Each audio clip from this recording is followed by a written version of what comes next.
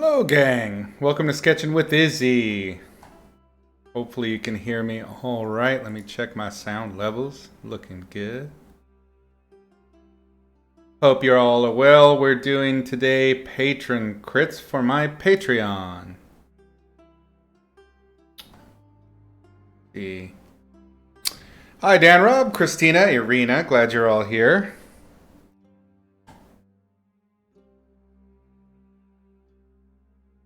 Doug, how's it going? Bonjour. Awesome to see you all. Cool. All right. Well, actually, before we get started on doing crits, I wanted to do sort of a quasi announcement, rip the band-aid kind of deal. I've been thinking about it for a while, and I think I'm going to have to shut down the regular monthly lessons that I'm doing on Patreon. They're pretty damn time consuming. They take a lot of time and effort to make, and frankly, they have been. I've been operating at a loss on Patreon for actually like 3 years now. So now that I've got other work going, and the cost of living in the U.S. is much higher than it is in Mexico, I had to really think about how I'm going to be spending my time. So. I haven't really worked out just yet how the system will continue. I will keep the Patreon open. I will probably push it more towards doing like crits and helping out on that side.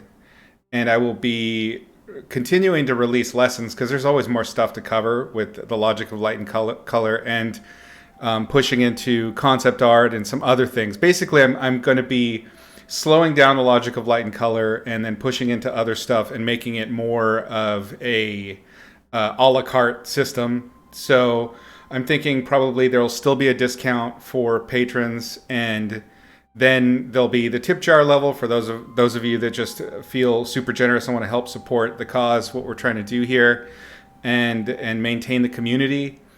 And I'll have probably some levels, a level devoted to crits feedback that'll be done through Twitch with potential private versions. Irina, I know that sometimes you have client work that you want looked at, so I'll find a way to make feedback work. And then I'm going to be really looking closely at a mentorship level that'll be a little deeper. So that's kind of my plan right now. I don't have it all worked out. And I know absolutely that not everybody that is student tier or student plus tier on my Patreon is watching right now. So I will be assembling this announcement also on Discord and on the Patreon and kind of just refining it. I'm letting you guys know this stuff so that you can have some input on where this goes and the community goes in the future, because I'm not looking to end Patreon. I just need to reformat it so that it fits the life better, and so that I'm not spending a huge amount of time for something that's not really paying off right now. It is what it is. Life is life, all that good stuff. It was an awesome run for we did 66 episodes, 65 episodes, something like that. And like I said, I want to keep it going. It's just going to be at a less frequent rate.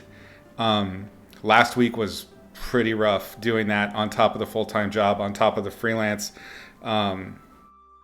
So there were some mistakes. I made it the file size gigantic. Didn't mean to do that. Hopefully that's all fixed and everybody can download it now. But anyway, so that's the Band-Aid off. That's the plan. I absolutely welcome you to join me and help me refine what it is so that I'm still delivering something of value to you. That's the most important thing to me, is that you're learning and you feel growth when you're working with me. So whatever it takes to help continue that happen or to make it better, I want your input for sure. So message me on Discord. We can talk in here anytime. The office door is open, as they say, and we'll get it sussed out. I will have something for you. Awesome, Dimesh. We will have some ideas Thank you, Christina. I'm really. It's kind of tough because that was like, that was a big deep focus for me, and kind of having to cancel it or at least shut down that element of it is kind of an admission of failure on my part. So it didn't go as planned. It was really fun. It was a good run. I learned a ton doing it. But yeah, it wasn't taking care of itself on its own, unfortunately. Part of that's probably due to me and my lack of ability to self-advertise. I was really hoping that Twitch would kind of maybe bring us back from the brink, but I honestly probably should have done this like a couple of years ago. But there were some really awesome lessons in the meantime. Zero regrets, and on we go. And like I said, we will figure this out. We will figure this out together. Thanks, Irina. You're the best. Super sweet. Okay. All right. Well, enough bullshit and feels. I will get started here. Oh, thanks for the sub, Cypher. Thanks for the sub, Damesh. I appreciate it. Avid, welcome. We are sitting down to do some crits. So let's go ahead and get started with that. Let's see. We're going to go to Photoshop. Let's jump. We are now looking at Damesh's work. Hey, look at that. Okay. What I'm going to do, let's see. Actually, let's pull up. There we are. All right. I will read you guys the description. Usually with patrons, I ask that they kind of describe what they need to work on, or if there's something that they're feeling they're weak at. So, yep, this is Patreon Crit Day. It's done once a month for now. You may have missed it, but I'm going to be changing the format of Patreon a little bit, so we'll be a little bit more crit forward going into the future. Okay, so Damage says... Oh, Damage, this is a work in progress, my friend. So the rule is it's got to be finished. Now, obviously, we're here, we're doing it. But please, please, please, in the future, submit totally finished work. The reason we do this is because when I give you feedback, I want it to be for stuff that will help you get better rather than for stuff that's going to be like, well, I didn't finish that yet, that's why that's not there. Does that make sense? It's ultimately to help you. The more finished work you get done, it's mileage, all of that, but then the feedback I give you is going to be more direct and will actually aid you. We'll still do it. You had issues with rendering the character's face with the sun rays coming through the leaves. Dude, dappling is one of the hardest things to pull off, so it's a good challenge. You don't like how it came out, but you can't figure out why. I'll tell you, it's fucking hard. Let's see. Thoughts on composition, the story. Is it clearly understood? The elements present in the image. The one part not rendered and kind of important for the story are the soldiers in the background that's supposed to escort the young lady and her assistant. Okay, I read story parts. I plan to make it more clear that they are waiting for her. Add some visual cues to link them. Okay. All right, so there's a bit of self-crit there. That's good. Let's take a look here. Examine what we've got. Let's flip it. Okay, so there's definitely, like, just composition and narrative. There's a clear relationship between her and the bird character, which is really cool.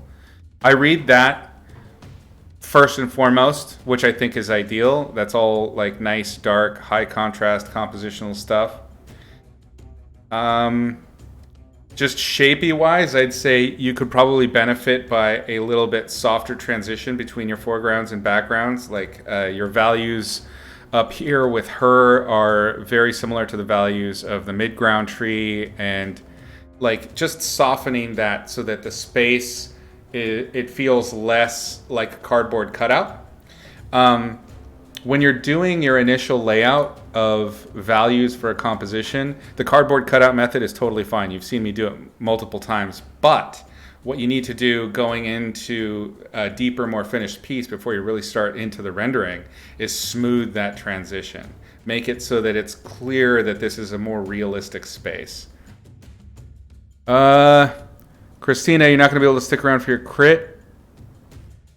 Oh, shit. Oh, well, sorry. I could do you next, but it will take a few minutes. You may have already left already. Sorry, Christina. Check into the YouTube. I'll make sure to post it soon so that you can get it. All right. Sorry about that. I'm doing my best. I'm trying so hard. Anyway, okay. So we will get to Christina's eventually. For now, I will focus here. We got transitional depth. Night, Christina. Thanks for joining for a bit. You have very rigid, sharp edges. This is also contributing to the cutout feel. And as you go into the finish, again, it's incomplete problem. What you want to do is vary your edges. Edge variety is part of the game. What it does is it controls high contrast points, which would be points of interest, focal points potentially, and it controls things like implied depth. So you have mountains way in the distance or some kind of, it's a pretty illogical looking feature back here. I'm not really sure what's going on with it. But the sharpness of that edge at distance and the sharpness of the edge of the rocks in front of it that are meant to be much, much closer are exactly the same. The value relationships of those two different areas feels pretty good, but you can play with edge control. One of the ways that I like to imply overlap is to have a sharp edge over the edge of something else where it softens behind it. And it's an illustration technique. We're actually talking live, so I can paint it for you. Let me pull up my gear, sorry. Let's make a new layer.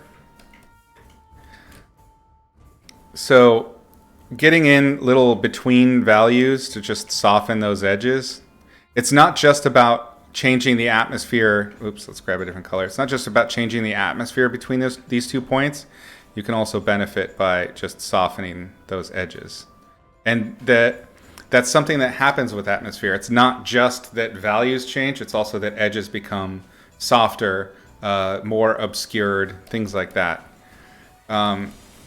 This object in the background is confusing because if we just continue the logic of it, it kind of curves up somewhere over here. The scale of it is kind of really far outside of the scale of everything else we're seeing.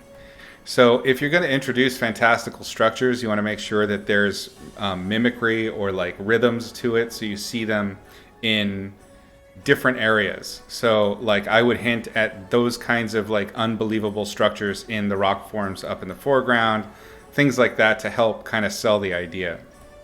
Let's see. Same thing I was talking about here, just softening edges so that things more clearly go behind. Your values here are exactly the same as the values of the tree. So there's so many lost opportunities here for greater depth.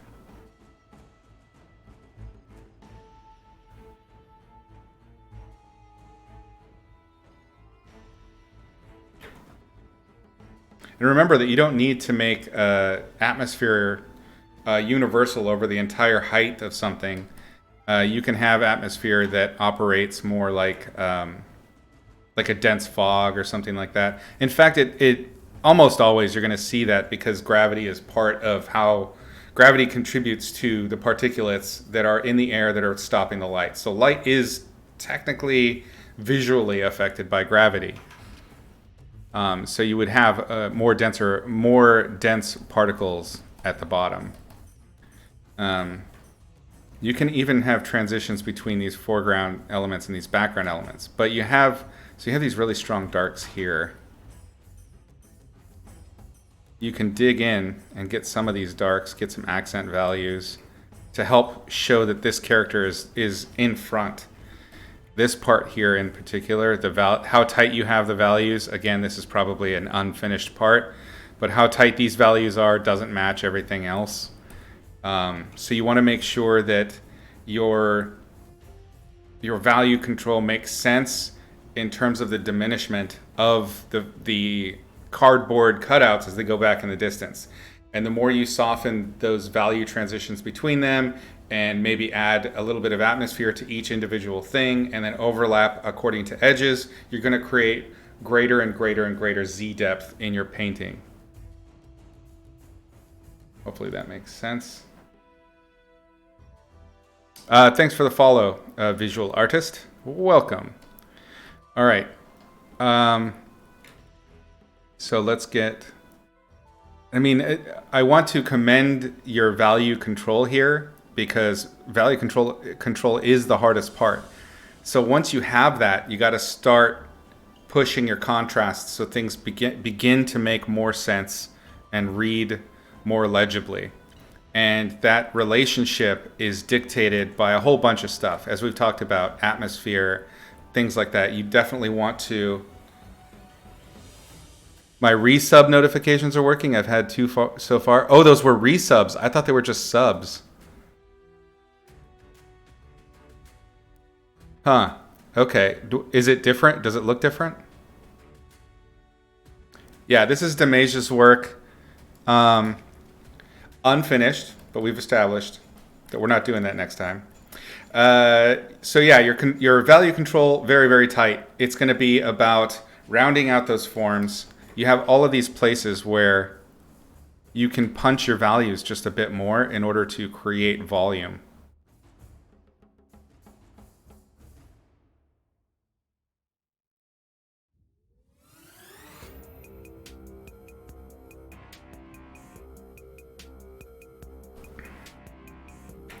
This light right here, unless your light source, it's kind of hard to tell where your light source is coming from. If this is meant to be the cast shadow of the tree trunk, then your light source is like back here, kind of like this, coming in this direction. But then you have cast shadows like this one that are very, very strong that tell us that the light is coming from over here, like this direction. You see the problem there? So you need to unify these things and understand that all the shadows, form shadows and cast shadows, need to point towards the light source. So if these other lights here are meant to be believed, like this one in particular, see how the light is strongest on the far edge of this thing? It's telling me that the light's coming from this direction. You see? You have, and this is happening throughout the piece where the light is confused. It's not universal. So I'm going to go ahead and pick a light source for you. I'm going to pick the one that you have here, but I'm going to show you that the cast shadow that you've got isn't making a whole lot of sense. It needs to, because of the verticality here, it would probably cut more like this. This tells us that the light is more above. You need to have the cast shadow, or the form shadow rather. So there's a cast shadow from the arm and a form shadow from the shirt being tucked in itself, right?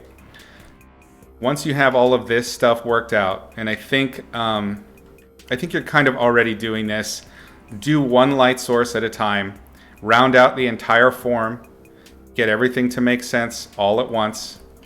We can actually go even darker now that I've established these new values up here for the form shadow. Our cast shadow will be like that. Form shadow will have those values. And you see how by adding, I'm not changing the fact that the shirt's white, I'm just giving it more value range to play with, okay? Now that the light source is a little bit more like this, right? That means that the most perpendicular parts of the shirt will now be kind of in the center, right? And this matches the other parts of the blouse a little bit better. Again, dappling is tough. What you should do, one of the easiest ways to do dappling actually is to light the whole shirt as though there is no shadow and then add the shadow after. It's ham-fisted, but what it will do is it will help ensure that you are inventing your lights correctly. Dappling from scratch is really, really hard if you're not extremely confident in understanding your lighting. and making sure that your light mapping is correct. So I would absolutely avoid trying to do dappling from scratch, like from the start. So I'm going to ignore the dappling for now and just say, all right, so this is all shoulder here that's going to be picking up this light, chest, all of this. There are a lot of underlying, we're just talking about light right now, but there are a lot of underlying anatomical issues right now that are creating a lot of problems for you. Oops.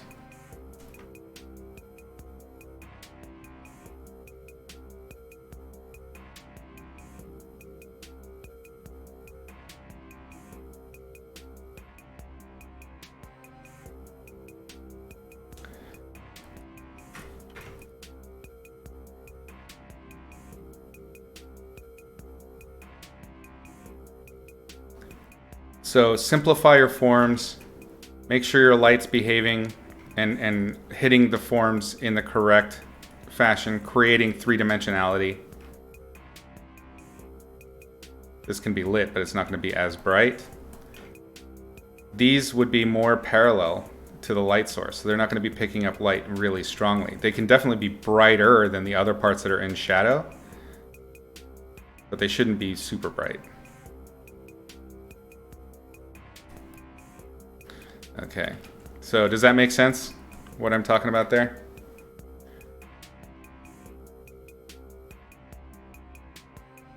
Oh, they're not working, Thug. Okay, that's not good. I saw like some kind of sub thing. I'll have to play with that. I don't know what the story is with that. Dappled light is tasty. I agree. It's very much a temptation. But the easiest way to handle it is to manage one light source at a time. I'll show you how to do dappling once I kind of round out the figure a little bit more. It really helps with the definition of the character's form. She's fighting the negative space over her left shoulder with graphic designer eyes. Fighting the space? I don't think I follow. So let's round out this form, and then I'll show you dappling, and then we're going to talk about anatomy a little bit.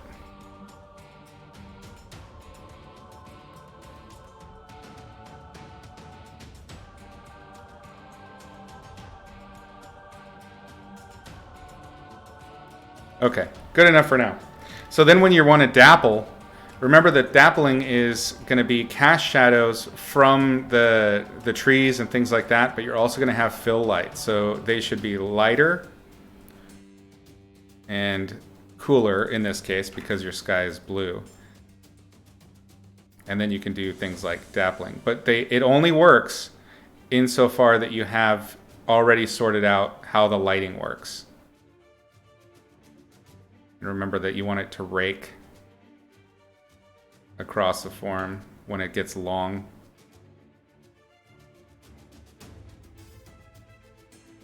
If that makes sense. Okay, so anyway, we can't get into that too deeply or even really explain the lighting too deeply because of the anatomical issues. I'm curious about the underdrawing that you did for this because I think that the underdrawing probably had accuracy to it, but once you started lighting it, it got real confusing. And I'm seeing that it's causing structural issues. So if her rib cage is here, it's definitely meant to kind of tilt forward a little bit. Going back, pelvis, right? So you have the center point, right? This is the marker for the clavicles where they insert. You have a clavicle here that's as long as her upper arm. It's very, very long. That should be much shorter. I would say you could probably get away with the shoulder being here.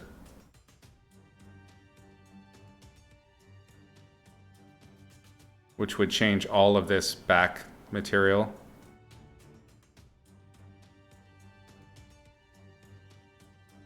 Always draw through your forms.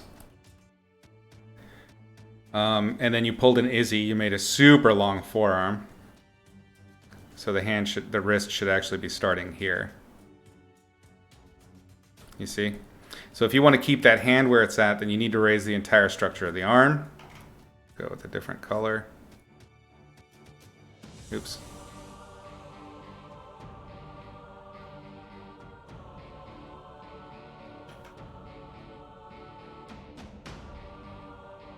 I would say something more along these lines probably would feel a little bit more naturalistic. Okay. Get that clavicle to the right length for the body type. Muscles going up. Actually, the back arm and hand feel really good. You've got the hat or saddle issue that I talk about, where clothing isn't resting over a form; it's cutting into the form. So you need to have the clothes actually kind of come out over everything a little bit. If you have, so this is an easy rule to remember. If you have a situation where, let's say you have one hip is up and one hip is down, right? So this one is up, this one here is up because they're standing straight, and this one is either turned out or turned in, whatever. Anytime you've got something that tends to be flaring up like this in one direction, you're going to have tension wrinkles that come across from that point of contact. And then the wrinkles that are compressing will cross it at a perpendicular angle. So this, I can't, first of all, I can't tell which hip is actually the hip that's taking the weight, but that's going to outline where these wrinkles should follow. So it's a combination of, I don't know what the contrapposto is, so I can't really define the wrinkles. And then if this is meant to be the one that's, this looks like this is the one that's taking the weight, so it needs to have the wrinkles coming off of it, and it looks a bit weird. It's just, it's not reading quite right. It's like you have reference for this leg, but not this leg. You meant you read the space of her shoulder before her? Oh, okay. You would do dappled light by painting everything in shadow, then painting the light on a separate layer with appropriate forms, then masking out the dappled shadows. That's effectively the same thing, painting the light first. Either way, just paint the entirety of the form with light so that you're certain that you are not fighting against the three-dimensionality of the form and making mistakes there. Did you use a 3D program? You had reference photos? Okay. Oh, made some.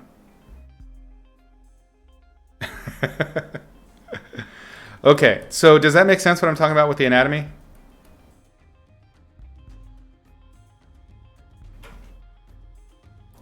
Let's say, I think, yeah, this is going to be our weight leg, and this one's coming forward, right? So wrinkle. You need to have a little bit of twist. I think you got the twist is pretty good, actually, for the shirt. That feels good. Yeah, these wrinkles need to come down this way.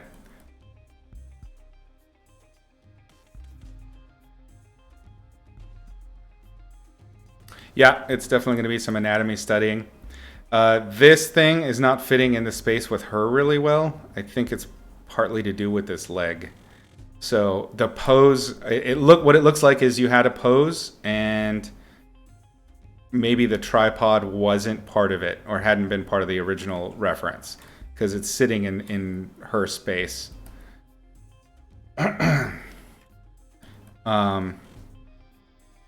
There's, let's see, I like the creature. It's pretty cool. This is really nice. The ground plane is also kind of, this dappling thing is tough. There's so many things that go into it that we have not super covered. And one of those things is remembering that dappling, that the light that comes through dapples is almost always bent and kind of slightly obfuscated light.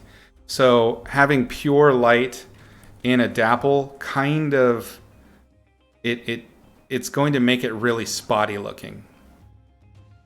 You may see in photos, and you may even see in reality that spottiness and want to mimic it. But this is for narrative and kind of artistic license. chill on the high contrast. Whenever you have a high contrast point, it draws the eye. So even if you have high contrast stuff and you're painting directly from reference, you may want to push the eye towards your focal point. So I would make my strongest lights from that dappling on our figure on the scope. I would not put it on the ground at all, because the ground is not a point of interest for us. The other thing you can do is, instead of going darker, I think I would go a little bit darker, but the other thing you can do is pump up the fill light a little bit. And this also will help knock back our contrast, because that's what you're really controlling. That's the primary concern here, is contrast. You see how your fill lights are so dark down here? This still feels like dappled shadow, but it's half of the darkness of value. Make sense?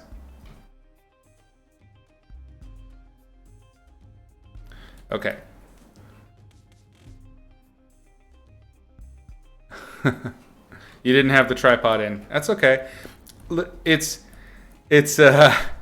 not magic. It's understanding the relationships of form and three-dimensional space, and then also how light will behave with that stuff.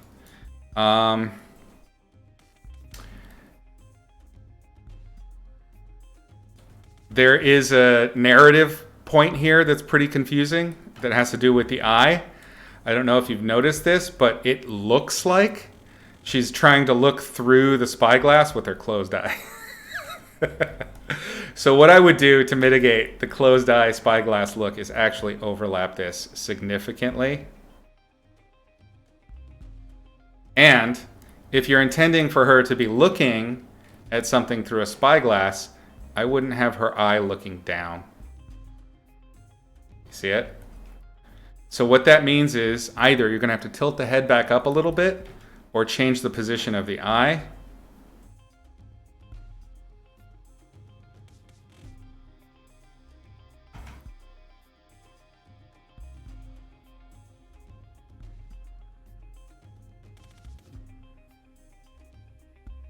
You see how it's looking up now? You want her looking through that spyglass. It needs to actually be looking along that ray or line. Okay. Any other specific questions? I think that's kind of the rough stuff without me getting into things that you hadn't finished. We got 4 pieces today, so I want to make sure I get to everybody in a timely fashion.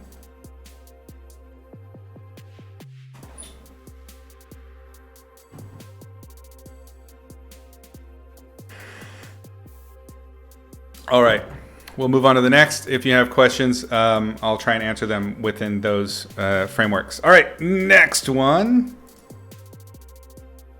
Or not. Wake up, computer. Uh-oh, did my fucking keyboard die? I think my keyboard died, gang. Well, that's timely and awesome.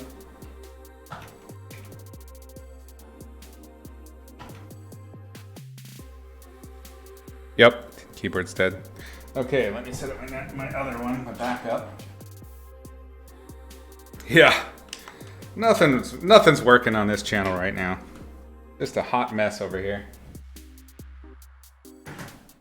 All right, let's see if this one works. If not, I gotta get batteries from the wall thing back there.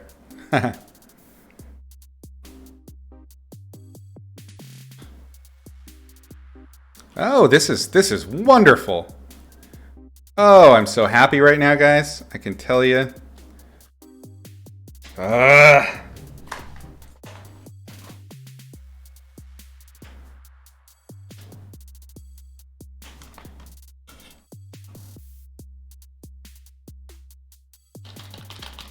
Awesome. Just so great.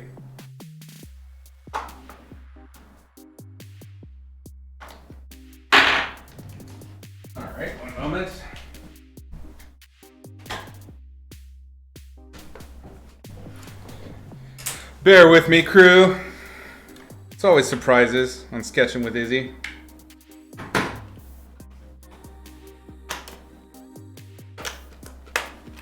This was my keyboard that went to sailing with me. So it's a little temperamental.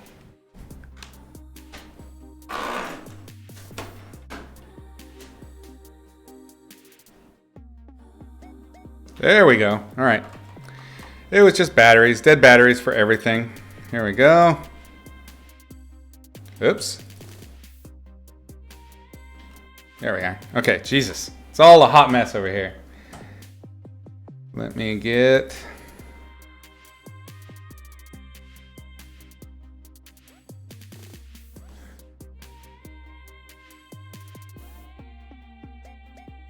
Love the illustration. Can't wait to see the final. Awesome. Oh, Cypher, you haven't seen one of the critiques before? I guess, yeah, it's only like once a month for now, but we'll figure it out and try and get something sorted for patrons so that they're getting their money's worth here on Twitch. Hello, Gray Voices. Welcome. Sorry I missed you there. I feel bad. Okay, let's see. Getting to the next one. This is Christina's, who just left us to go to bed because it was very late. Okay, Christina says, here's a piece I did a couple months ago for a book cover spread. It's a reimagining of Arabian Nights. Excuse me, this all takes place in the Hanging Gardens, so I want to make the piece feel bright, warm, luscious, luxurious. Primary focal point is the body language, lighting, and storytelling. Woman is hiding storybook away from the Sultan, who's starting to fall for her, and the sheiks in the background are conspiring against them both. Nice, some drama. Love to hear how you'd personally improve on the piece, if it reads really well story-wise, or if the lighting can be improved. All right, very cool.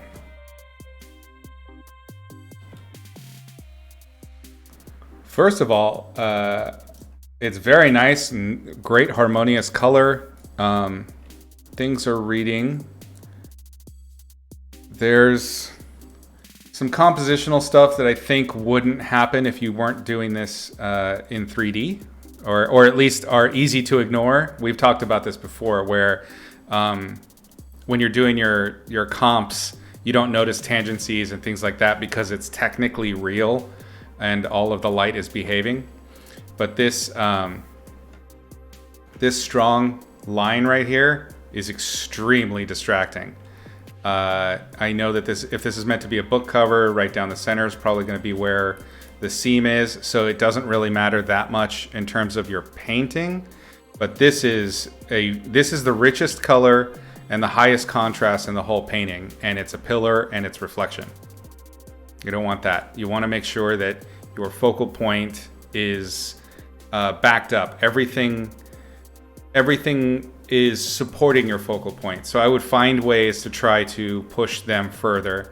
One of the ways that you could do that is pushing the background values a little bit darker, because you kind of did it with the Sultan's little turban thing there. This would be a great opportunity to create a nice rim light. So we could do that. These are, and you know, as is true of all things that we do in here, there are so many ways to do the same thing. So this is just one way to do it. Kind of picking a color, making sure it's more bluish, and giving these rim lights. Let's go brighter still. Things just like this, just little hints, can give us a whole great deal of information about where you're stacking your visual interest for the viewer. So we know, I mean, think of the focal point as you telling your viewer with, you know, you got a little laser pointer there and you're saying, hey, I want you to see this, and then I want you to see this, and then I want you to see this. You describe that in what you wrote, but does it read? So your only tools are value, color, and shape, right? The essentials for making a painting at any time. You need to use those tools in order to get the viewer to follow your laser pointer. And things like this, although they are technically correct by virtue of the 3D program you mapped it in, are killing your narrative or severely stunting it. This book thing would barely read. You know, when we zoom out, there's only one thing you can really see is that big bloom. Okay. Um, so how would I change that in terms of 3D? Maybe I would change the lighting so that the light's coming from over here. Let me grab another color so that the cast shadow goes in this direction. So maybe the light's overhead, and then we can have a nice strong difference in value between the turban and the shawl and whatever dark thing is not lit. This is one of the things that I've noticed, you know, in cinematography and just photography in general, is that you can very easily, by moving the light just a touch and just blocking where something is being lit from, can change composition significantly. So it really wouldn't take much to make this even more successful. I would probably also do a nice bounce light. There's a missed opportunity here. If this were a photography piece, right, where we have models set up, and the goal here was to really sell the story of the woman with her stories being hidden and the guy right there. If I were a photographer, I'd say, hey, bring in a reflector. We need bounce light up on their face. So I would be using these kinds of things, these colors that you have here that are rich and golden, and bringing it into their faces so that they are standing out. They become a more high contrast feature. Right now, they're so dark and in such shadow. So if you had a light source, let's say that's over here on the right, I mean, I'm just pooping this in, but hopefully you see what I'm getting at, that fills this side, we're going to have some contrast. We're going to have a reason to look at this book because it has light on it now. Do you see what I'm saying? And we don't have a lot of blues. I think you did that on purpose because it's just her that's going to be blue. That's fine. That's a very good compositional device. Let's go brighter and less. So then the reflected light, obviously this should be more orangey, but I'm just doing it so that you see kind of what I'm getting at here. To create more volume to this foreground figure. And give yourself, this very much ties to this last month's lesson, give yourself more values to play with in that shadow area. And you need to do that. And when you're working in 3D, I really want you to think about it as a photography piece.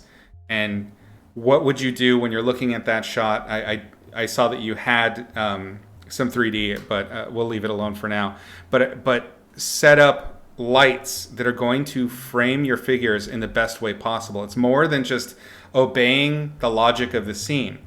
This is the narrative lighting. If you remember our narrative lighting class from way back, well, not way back, like several months ago, it's about putting lights in and reflecting lights in places so that the story you're intending to tell is what's being picked up by the viewer. So this would absolutely benefit from a reflected light on our two figures in the foreground. And what that's going to do is it's going to give us the contrasts. Like this pot up here and this plinth, they have amazing contrasts that really round out that form. These two figures in the foreground, if they had that too, that would make them pop. And then these guys in the back, they read as even further away. They read as maybe more conspiratorial. So there's always a good reason to do this stuff. That said, how I would handle these guys in the background is they feel very much like photos that you kind of popped in, and I can tell pretty much that's exactly what you did. That's fine. But make sure that they are lit according to the lighting scenario, which means that they're going to have strong bounce light that comes up off the ground. You don't need to do much with these guys. You just need to do enough to adhere to the environment and and seat them into their position so that they don't feel like they're cardboard cutouts pasted in space. And honestly, I think you could probably, if you look at some of like the old Orientalism paintings, which are very much about kind of this era and this feel, there's a lot of reference that you can look at for how they treat the light and they bounce these lights around, and it's such subtle, small hints. Maybe some bounce under the chin. And what it does is by adding these little hints of light and color to that area, you're using your laser pointer again and saying, this is a point of interest. Please pay attention to this. Something is happening here. And that's how you want to control your narrative when you're painting your illustrated scene. So pick out, usually 1-2 primary focal points. In this case, there's 2. Maybe tertiary, which would be the environment, and then order them accordingly. Lean into the narrative by using your values, your colors, your bounce lights in order to promote that laser pointer concept that I'm trying to give you. Philippe, welcome. Yes, Jerome is absolutely one of the guys I'm thinking of for this. So I would look up Jerome. I used to have that really big, thick Jerome book way back in the day before I moved onto my boat, and it's a masterwork. It's worth the money. It is expensive, though, I think now. They stopped printing it, so it's probably like several $100. Anyway, hopefully that helps with that. Let me pull up your requests again. Where'd you go? Okay. So yeah, the primary issues are the narrative and the composition. So those are my first reads for narrative and composition that would really help you. All that said, we're going to talk a little bit. We've talked about it before, integrating paint with 3D. You're definitely getting better at this. I can see the better integration with photo bashing and things like that in order to maintain the detail. But still, there is some pretty significant difference in the noise that happens with these really distant objects versus, or even just the rendered objects and photo objects and the paint. So you're using this grain brush, which is nice. It's a pretty good instinct, I think, in order to break up the 3D a little bit, make it feel more painterly. But you're still fighting against really, really tight grain details that are not matching the paints themselves. So when something is painted, it's still feeling really, really separated. And then when you have photos, do you see what I'm talking about? Just that detail difference. The brush is helping, but it's not masking it completely. So if you're going to go for the high detailed, you really got to spend that time and really, really smooth everything out so that it doesn't feel so brushy. This is a common way to try and cover that up, which is doing a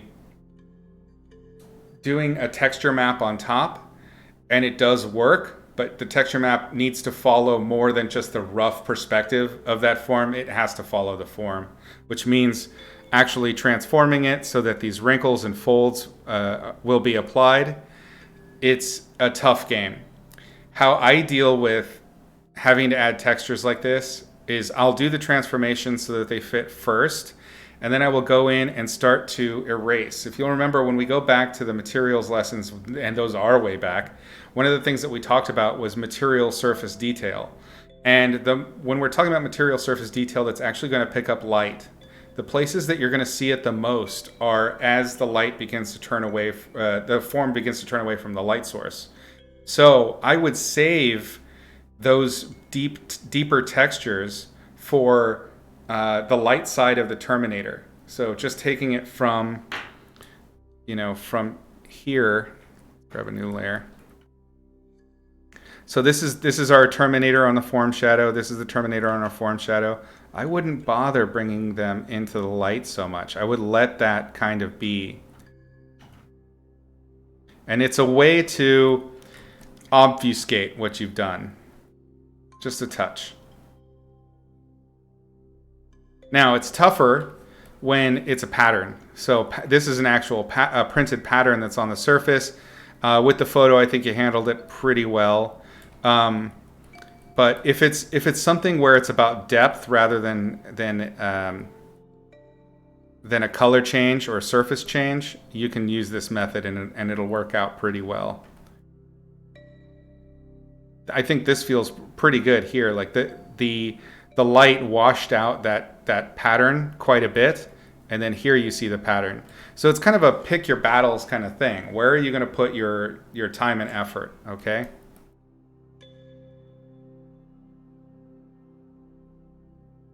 You've got cast shadows on your book,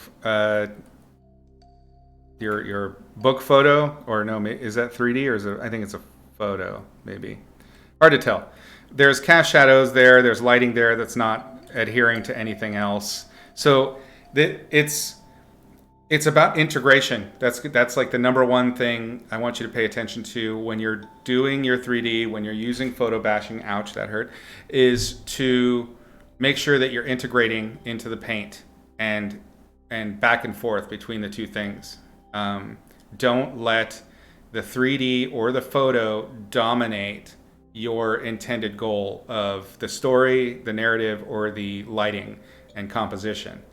They need to be subordinate and in service to. Don't let them control you. You control them. So hopefully that makes sense.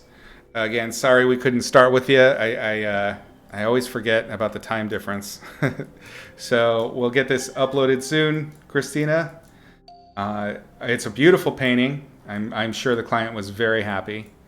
And all of that stuff, of course, is pretty just nitpicky stuff, but it will help you. All right, cool. On to the next. Where are we on time? We're doing good. Okay. Make sure my damn thing works. Yay. Okay, this is character design. I think this is Dan Robb, right?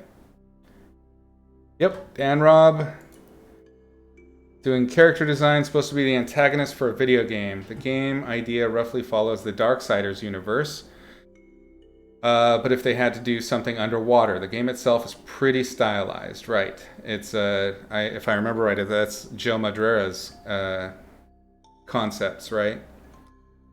Not trying to match the artist's style, just want something that could fit in the world. Well, if you're trying to do something in a world where the art style is definitive, you have to match the art style. So that's number one.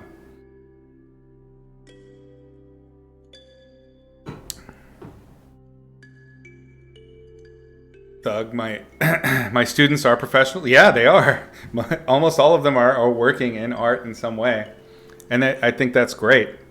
Some it's been really fun to watch their careers develop while studying with me, which is so cool. I love it. Okay, so I know this is a normal thing you give feedback on, but I'm happy to hear anything you got to say about it. Trying to build a portfolio for concept art. Cool. Let's take a look here. So it sounds like the style and even the game are kind of not... They were just more of a launching point for you, but they're really not related to what you've got here. So I will keep that in mind talking about this.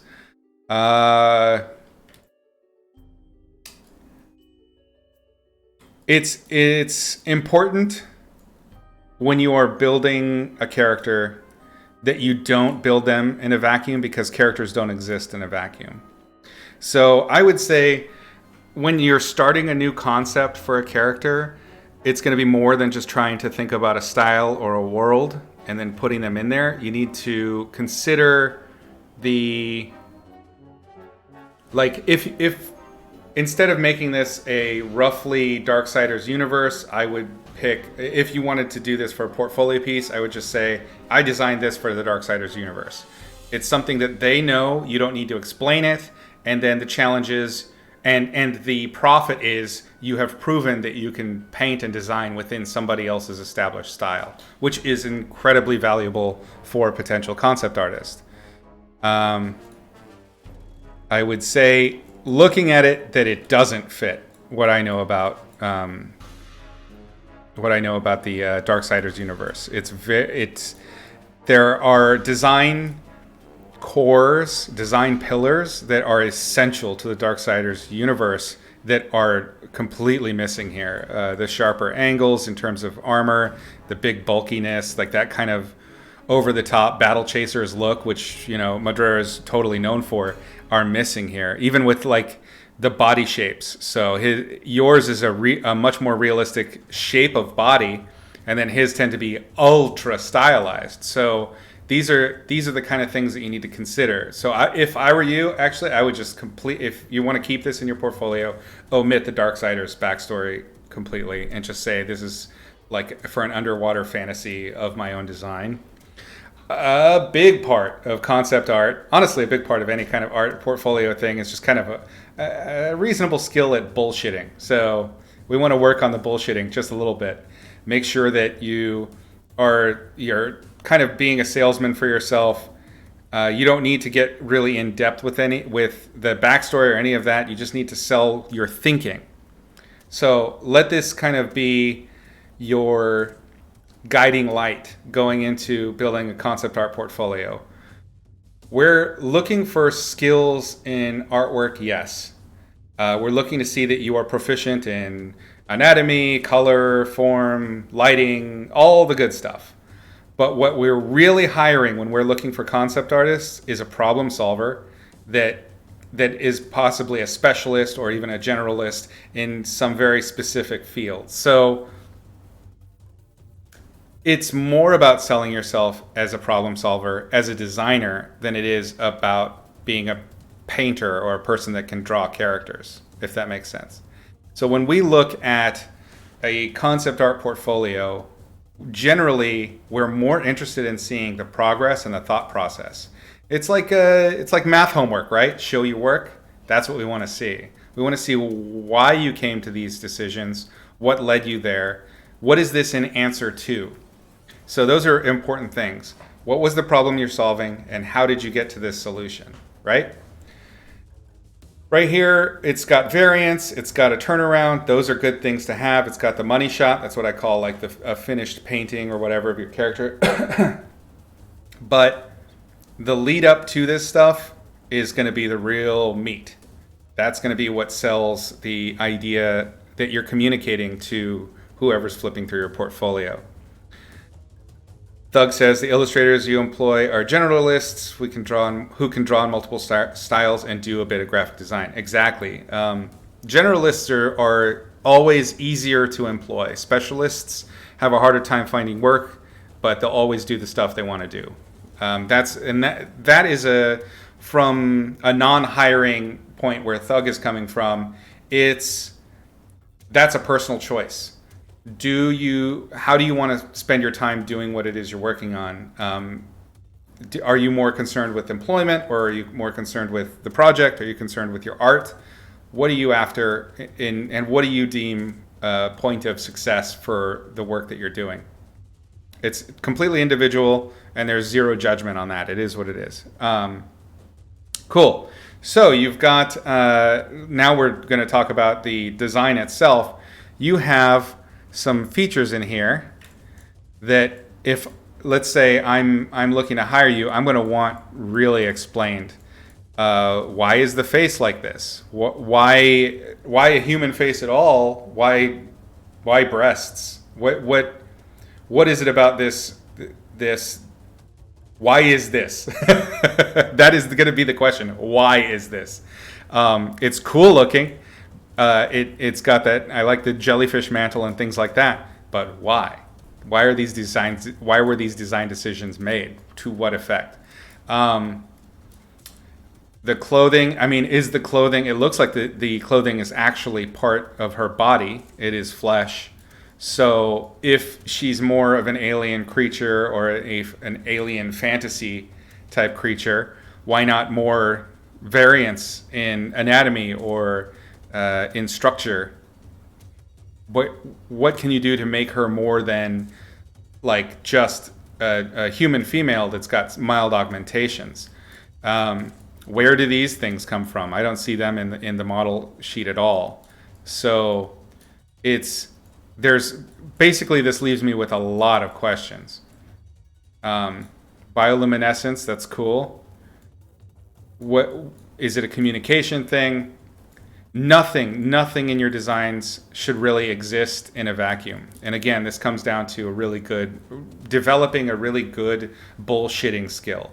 So, all right, so I'm presenting this, and obviously you can't defend yourself right now. It's all in text, so you can't answer my questions, but you want to be able to do that.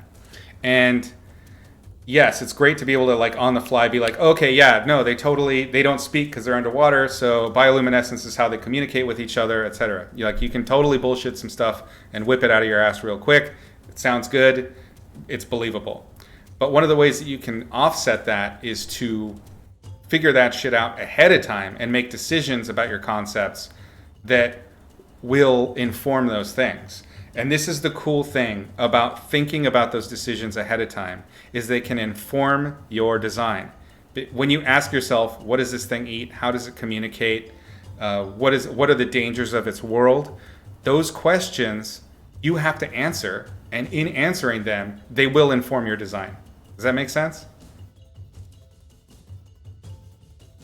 Yes, post-rationalization. That is exactly true. Yeah, it is something. Because you're going to have to defend yourself. Sometimes you're just going to be like, this is fucking awesome. And then you put it on there, and they're like, what the fuck is this? You got to be able to just whip something out real fast, right? And that is a skill. It's something you're going to have to work on. So is that something you should write out, or maybe do some sketching of her in a level where she is using some of those attributes to attack, move around? Yeah, I mean, these are all valuable things to use. Writing, I wouldn't put in. When you design a character or creature, it should be clear by their design what they do and how they exist. That's why I want you to ask these questions of yourself first. So let's say, let me see. Let me see if I can pull up a character design really quick. Oh shit, no, I can't show that on here. It's curse my booby paintings. Well, okay. So what you guys can do is you can look up the Empusa design that I did for God of War. It's EMPUSA. Look up Izzy and I think God of War. That should probably pull it up, or pull up some of the sketches. So if you're looking at that thing, I'll give you a chance to check it out. I want you to think about, just looking at it, what does that character, what does it look like that character would move like? How does it look like that character would attack? That's the kind of thought process that needs to be communicated in your character concepts, creature concepts. There needs to be no heavy ambiguity on what this character's purpose is, on where they belong in this world. You need hints in the costuming, in the tools that they use. All of those things will communicate what the world is outside of it.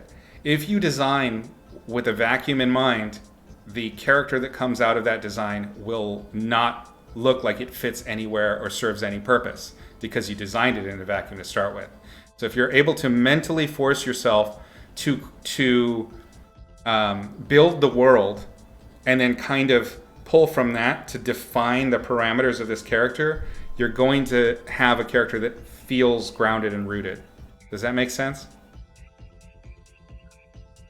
I don't know if you guys are looking at boobies right now or not. I mean, if you're on my channel, I certainly welcome you to look at boobies at the same time. I encourage it, frankly. Writing down detailed description, including traits and world about the character, would help with the design. Damage, yes, that is absolutely true, but do not put that in your piece. At best, if you're going to put text in your piece to describe a character or creature or something like that, you can put environment, like the name of the thing. Okay, Ungola, underwater environment, subarctic, something like that. Like just describe really, really roughly the world that they're existing in, and it will help give some context. But if you're going to do a detailed description, that's just for you, and you want to use it to define this thing. So always when you're working on concept art, regardless of what kind of concept it is, if it's a prop, creature, main character, environment, all of those things, you need to be asking yourself questions about what this place is and how does this solve the specific problem that I've been assigned. Coming up with a concept art portfolio when you don't have experience in the work is hard. I get it. The best thing you can do is just give yourself assignments, because those assignments force you to answer a question. You need to solve a problem, and a concept artist is a problem solver. That's your goal. So give yourself problems to refine your solutions. Does that make sense? It's a great drawing. Love the painting. If you want to do concept art, you got to start thinking about problem solving. It's not about not letting them have any unanswered questions. It's about answering as many questions as you can so that you're not having to rationalize the painting to them. Then they can start asking specific things like, oh, interesting. I see that your character doesn't have a mouth. She's clearly inspired by cephalopods. She has tentacles. Where's her mouth? So questions arise that are specific, and then you can have a dialogue, and then you can sell yourself as like, I'm a fun guy. These are the things I'm interested in. Let's have a discussion. When we're hiring, we want good problem solving. We want to be able to see that you can think on your feet, and we want to see that you are considerate of those problems. The way you deal with post-rationalization is either make notes as you make the decisions and refer to them before or during reviews. Confidence is huge. It totally is. It's a huge part of it. Okay, good, Dan Rob. I'm really glad this is helpful. I welcome the concept art direction if that's where you want to go. If you're not going to be able to do completed paintings, I get it because it's concept art, it's different. Then I think that you should really put in the work like I'm talking about for your future ones that you want help with, because it's so much more than drawing a really cool character. It's so much more. And that, I think that can be where people that aren't working in these fields yet kind of get distracted or confused about what it is you're actually doing. Rule number one, concept artist is not an artist. They are a problem solver designer. That's the most important thing that you do on the job. You suspect I could both post-rationalize this piece if pushed to? Oh, yeah. Yeah, we both could, for sure. Are you watching the video on the Mpusa? That's funny. Izzy makes the best. That was a quote actually said about me by actual people. Yeah, I'm glad no one has found that. The whole Izzy makes the best boobs in the industry. You also keep your reject designs to show that things didn't work. Oh, actually, that's a great idea that Thugs mentioned. It's a little bit more once you've got the job and you're actually you're showing a design solution for an assignment on the job. But if you keep your misfires, when people come up with because people will always have suggestions and ideas, and you want to welcome those because it's a collaboration anyway. Sometimes they're going to recommend something, or they're going to have an idea that you've already tried. So you can always be like, oh yeah. I was thinking exactly that, but this is why it didn't work for me at that time. Concept art is very different than illustration. Yes, it's very, very different than illustration. In some ways, it's more demanding, and in other ways, it's so much easier. I love both. But I can't say that I love one more than the other. They're both very dear to me. 8 different underwater demon characters. Okay. I think, yeah, it would be interesting to see all of them together. How is she a demon? Can you explain the demon aspect to this to us? I mean, outside of her mouth, which is clearly demonic.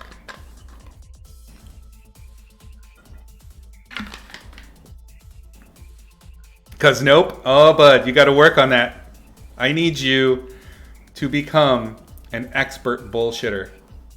That is the job. All right. Because she's evil. If this was a review, you'd have those in the back pocket to show it was relevant to the review. Yeah, actually, that's a good idea. You'll find when you do concept art, especially on the job, that it's usually not going to be just one image you're showing, especially in the beginning. It's always going to be about variety and you providing different directions that your art director or whoever's your lead will help guide you through. It's got a very 50s pinup vibe. Yeah, I would do that too. That's a pretty good idea. All right, cool, nice. Let us do the next one. Okay, we got Irina painting elfish character. Here's my submission for this month. You are allowed to critique it, have it critiqued. Awesome. It's a painting of a D&D character. Agile wood elf with attitude. And a very specific description to the look, but you are free to pose and set yourself. Great. Really tried to keep depth in mind as well as edges and depth of focus. Irina! Yes. Yeah. This is really great. I can definitely see where you worked on things from the last painting that you turned in. And I think you've unlocked that edge thing we were talking about. This is a very successful piece. I love it. It's beautiful. Yeah, she's a bit of a show-off, huh? It's really good. Oh, I'm so proud of you. Great job. I love the web skein detailing back here. There's all these nice little indications. You're getting the indication thing down so well. Yeah, this is really good. It's always tough to nitpick. I would say these indicated pieces back here are brilliant. This is exactly what I was talking about. They feel out of focus but defined, which is really good. I like the textures. I like the texture brushes thrown in there. These definitely feel, they have the feeling that you're after. Like they are effective. Yes, they look like we have focal depth differences happening, and they read. I would say there is a slight feeling of them being blurred. I think they may have been blurred. There's two ways to blur. You can blur digitally, or you can blur an edge by doing what I was doing on the very first piece, on Demage's piece. You remember how I was painting in the edge of the rocks in the distance and just kind of softening them? That's another way to do this. So yes, you can have the big strokes that just define the leaves, but then you soften it. Instead of blurring, you soften it by just adding an in-between value. You really learned a lot from the previous critique. Great. Yes, the plants feel very natural. It's a good amount of busy. It doesn't feel over the top. The parts where her depth in terms of focus feels defined. You've got the whole area around her so that it feels more like a camera. That's really good. The spec is on point. The specularity, yeah.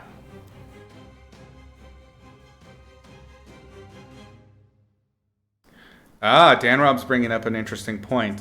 I think, yeah, you could probably get away with, if you wanted to plant the shoulder a little bit more and give it a little bit more of a cock, you could do that. But I also kind of read it as that agile light, like she's kind of ready. There's a readiness to the hand and body pose that I think kind of works. But, and counter to that, so I think I agree with Dan Rob on that in a different way. The straightness of the arm feels like it's meant to be bearing weight. And I see where you're going out with the light press of the fingers on a surface. She's agile, she's ready to go. I would kind of cock the elbow just a touch to help promote the idea that she's ready to spring into action. You only digitally blurred the two front leaves. Yes, I can see it, and it stands out. It's not a huge deal, seriously. I think it looks great, but if you want to kind of reel that in just a bit, I can promise you it will look even stronger. That won't stand out. Basically, it's just about preventing your viewer from noticing something, like just something is a bit wrong here. It's not wrong. It looks great, but it's one of those things. It's just a cohesive thing when you're trying to get your painting to behave and work together. The lens blur filter in Photoshop might work well here. You could get really advanced and paint a depth mask for it. Yeah, you could do it. We're specifically working on not using digital blur to imply blur because being able to paint blur is a paint technique, and I think Arena is definitely ready for that. But if necessary, you can absolutely back it up. But then you want to see if you're going to use digital blur, you need to see it in more places. But either way, you have to start with sharp edges to begin with. So you've got to paint it this way first anyway. Try finding anything to nitpick. Yeah. You see the weight in her hips? Yeah. The two front leaves should be blurred by giving them soft edges by hand with a brush. It will benefit if they look like they are part of everything else. So, for example, this leaf right here, okay, you have some nice edges here. These are really good defined edges that tell us that this side of it is picking up light and it's clear. But back here, it gets really ambiguous and soft. That's not because you blurred it with a blur tool. You see? You can do that anywhere. So instead of making it about an actual blur edge with the blur tool, you can do the same effect just by picking values that are in between the two values that are depicted there, the value of the foreground and the value of the background.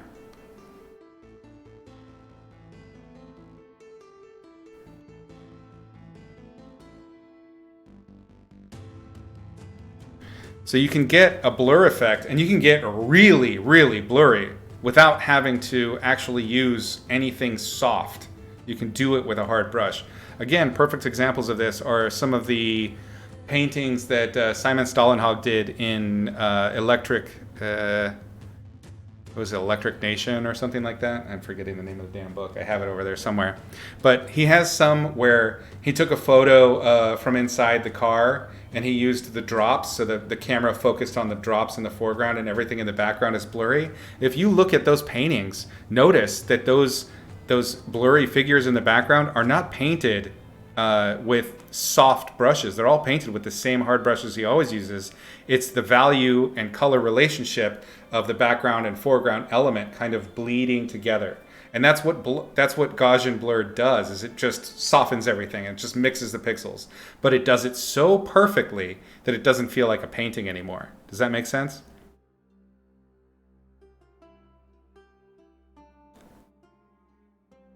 Front leaves should be blurred. Is there an anatomy problem with the arm holding the sword? I don't think there's a problem with the arm. I think there's a problem with the hand. The arm feels pretty good. It might be long. Let's check. So you've got your... Let me use a brush so we can actually see. So you've got your clavicles.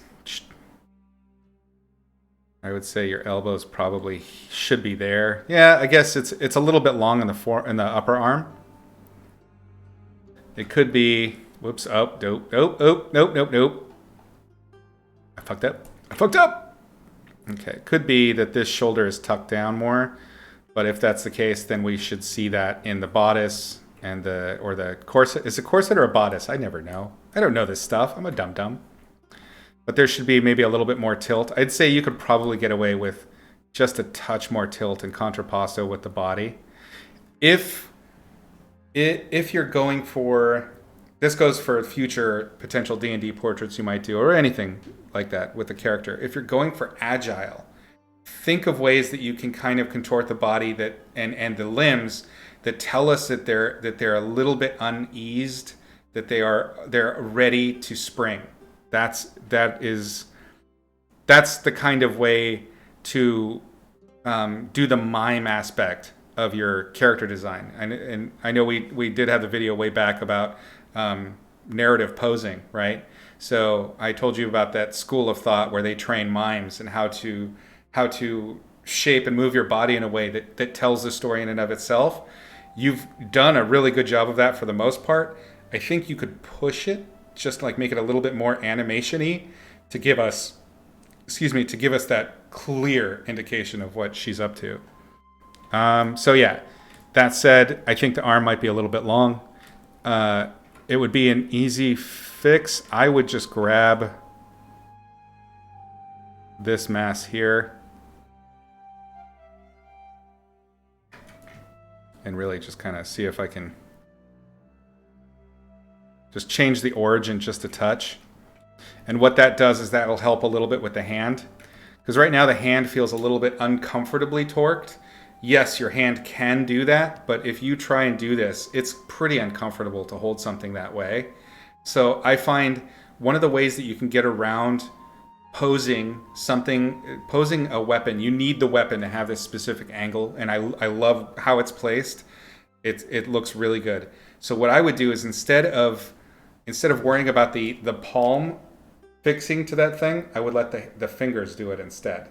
So you could easily move this arm here, like more out,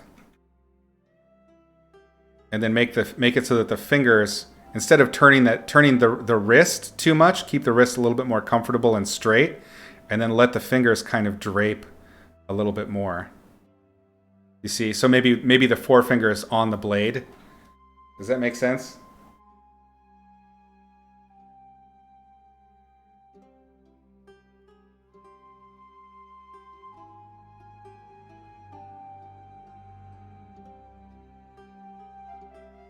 Yeah, poofy sleeves can hide a lot of sense. You lost the subtle pose from the sketch as you detailed more. That's what always happens with illustration. It's why I want to recommend, especially where you're at right now, do as I do. Be very not precious about your painting where it's at, and be willing to just cut it up. The cool thing is you've done all the work. You've put a bunch of accurate visual noise in the right places. So if you just cut it up and just start moving things so that they feel more natural, less stiff, you can bring back some of that sketch. The other thing that I like to do is I like to keep that sketch, usually the line drawing, it's really rough and loose, but it has like that movement and body to it. I'll keep that layer and save a copy of it and put it on the very top. And I'll flip it on and off every now and then just to see if I've gotten a little too stiff in favor of rendering. My dog's flipping out. Okay. Irina, blown away by your progress. This piece is so good. Just wow, this progress is pretty inspirational for advancement. Yeah. No, Irina's kicking ass right now. Doing good. Feel good about that. Just look at the February work to now. Yeah. Yeah, again, this is all nitpicking. I think it's an awesome piece. You did a great job. I love the tree textures. There's some good stuff to learn here. These brush strokes, that calligraphic aspect, it's very, I believe the parlance is juicy. It's a juicy painting. I love that lighting narrative you've done. I think maybe the hair is it's a little much, but I like it. It fits. It's meant to be like a cool character piece. My personal push where I would do it would be to make it almost a little bit less perfect. The curls and the waves kind of are following similar shapes. I would probably just break up a couple of chunks just to change the direction just a little bit. Like this up here, this side that's really great. There's some movement. It goes in different directions. It kind of curls around. There's this feeling of it coiling and behaving in kind of a mass. Here, the tendrils kind of are pulling apart a little bit. But it's all nitpicky stuff. The dappling was handled quite well. This is what I was talking about, Demage, if you're still with us, with that stretching of the dapple. That's a great way to hint that the light is a dapple and it's not actually a surface thing. You want to drag the light across the form.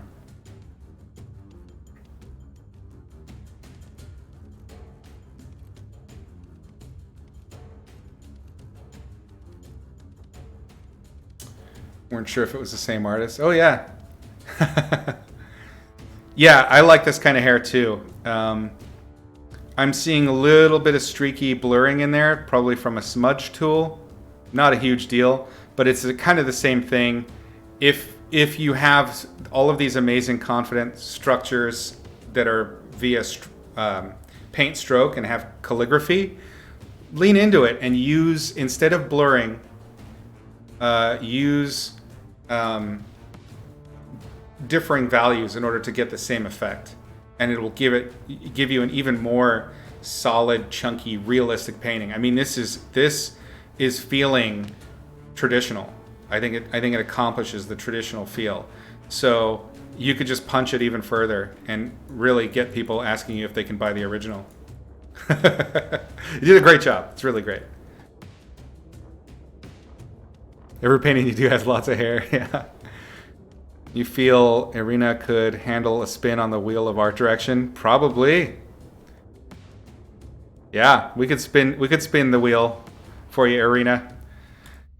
I don't know if you want to actually do that, but we could spin it and see what we could get on this. You're definitely ready for like a hard out art director to come at you.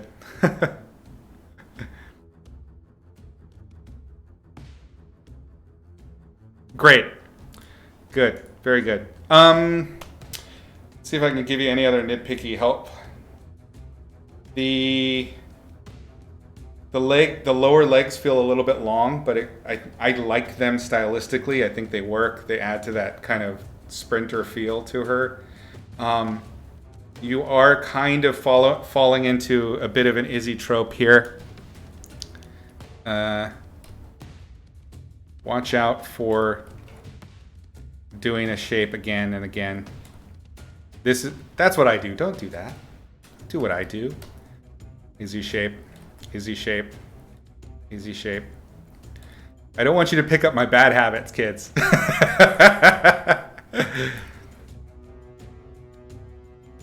Ah, the horror of working with other creatives. Indeed. Oh, Irina, you got to come to the dark side and come do some concept art with us.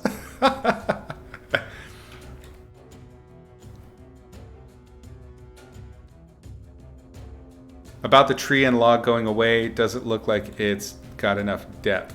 Yeah, yep. Let's see. I think you could push it further.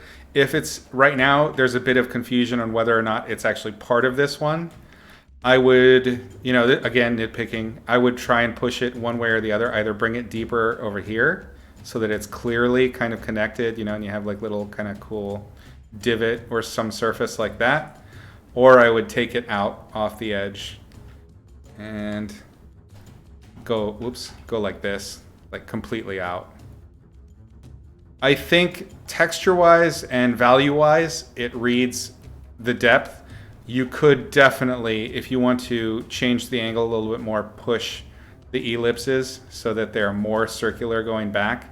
And so this ellipse here is flat on.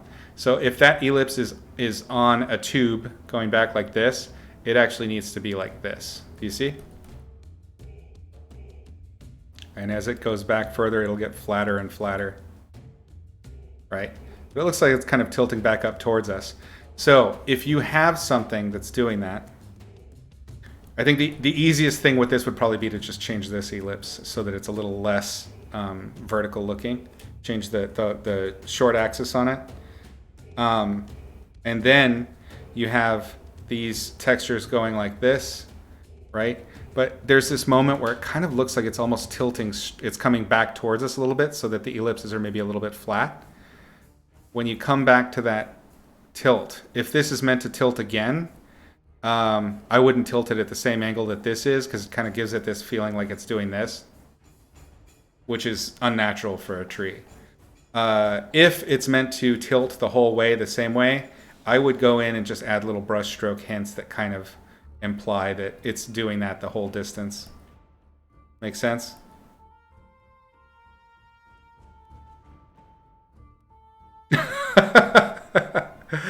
No, this one, I think this one's a 10. It's definitely a 10. You got to head out, Dan Rob. Thanks for hanging. Appreciate it. Take care, my man. Good work. Can't wait to see the next characters. Okay, are there any questions on this, Irina, that I can help with?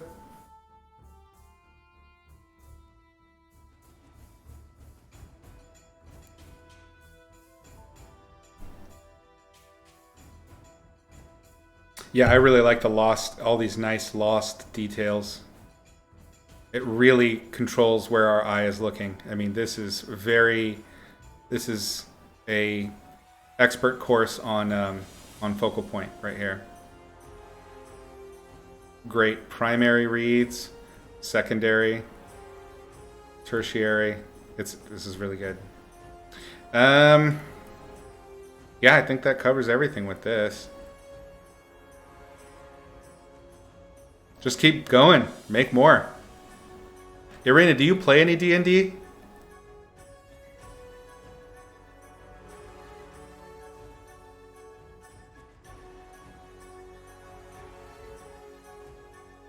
You like the bottom part? What about the bottom? You got suggestions to cut it off? Honestly, you could cut it off if you wanted to and kind of make the composition more about like right here. Let's make a new layer. Maybe like that. I don't think it would hurt anything to do it.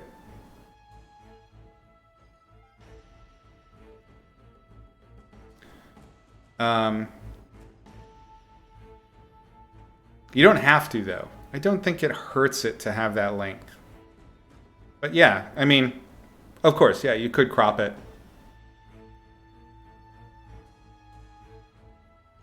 The only nitpicking comment is you'd bring the bottom crop up a touch. Yeah.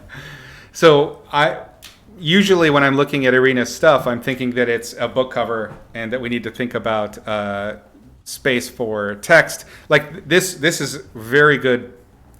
If you are going to do a title somewhere, like she elf. This is a great way to deal with something that's going to have text over it. And I think this goes for Christina as well, who's been getting a lot of book covers lately, is if you blur out an area, be mindful if you have an area of text that you really are wanting to show off, you can blur out that area where it will be. Always think about what the final product will look like. And it will be beneficial. Like this could easily have like a cool, even like just if you wanted to do like decorative filigree or silver or something like that, that's kind of non-diegetic. Is that the word? So that you have like, I don't know, some design or shapey thing, maybe her clan house down there. And then, yeah, you could easily fill that with something. But I think, the instinct to crop it is probably a reasonable one.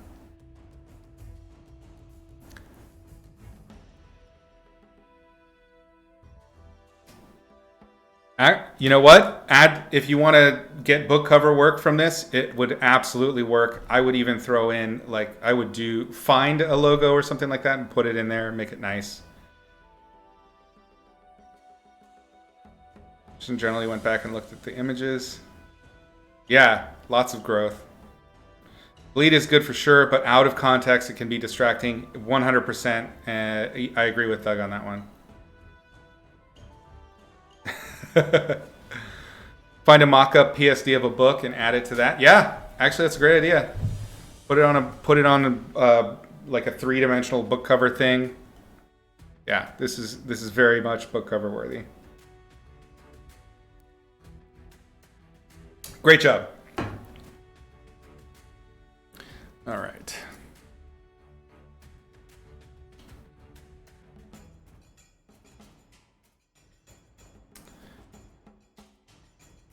Yeah, the crits are pretty good. To kind of get back to the first conversation, I definitely think what we can do is lean more into crits and integrating crits into Twitch, so that our Patreon is more in that vein. I don't know. Do you feel like that would still be of value, Irina? I know I'm keeping you up late, but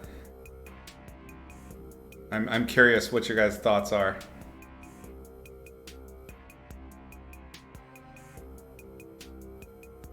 I'm afraid to open this.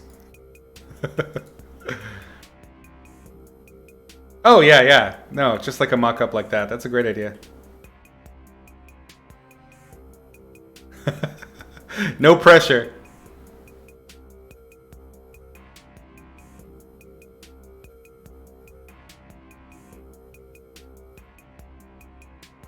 That's all right. concept art's not for everybody, and illustration's not for everybody. It's all different, different ways to approach it. Okay, yeah, we can talk about mentorship. I have no idea what the price point would be for a mentorship. I'm open to suggestions, 100%. I'll be looking around and seeing what other people offer in regard to that. And I would definitely want, if it's cool with possible mentees, I would be interested in making sure that it was integrated with the Twitch stream somehow. Critiques are amazing. Okay. I mean, let's say, okay, if we're doing just straight critiques, do you think that those are sufficient for the same pricing that is on there right now? I imagine a mentorship program would just be more frequent critiques and probably a specific kind of like outlining a direction. And again, I'm imagining that it would be part of this, like it would be a community thing, because that's the thing that I want to keep from Patreon and from the Discord and everything that we've all built together over the last several years or months or however long you've been with me, is to keep the community going, because that's been the most satisfying part for me. And it's been awesome seeing you guys grow.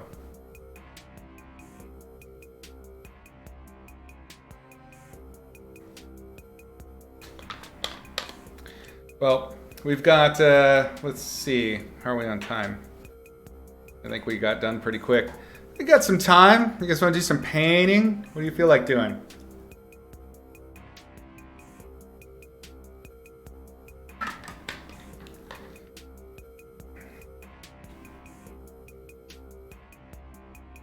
You get stuck at various early stages of building a scene with references in 3D. One of the ways around getting stuck on your 3D and reference and maybe letting it control things too much is to get, if you must have reference to start, gather your reference and do sketches of composition. Do compositional studies first. Get the feeling, get the staging, get the composition, lighting, and things like that worked out in your head by just hammering against sketches and thumbnailing. So thumbnail until you find something that feels good. Then use your references in your 3D to assemble things that match what you intend. Come at it with intent rather than letting it direct you.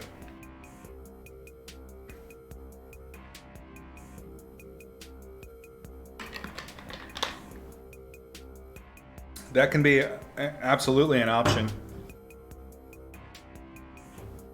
Maybe that's the way mentorship should be handled, is like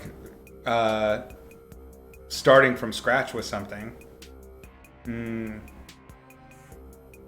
Like we could do Twitch assignments maybe. I don't know. It'll be interesting.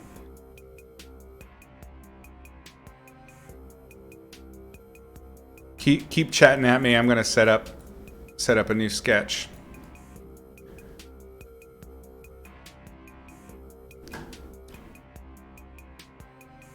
I mean, what's the temperature on that? Would you guys be interested in that sort of thing? Like a more assignment-based interaction?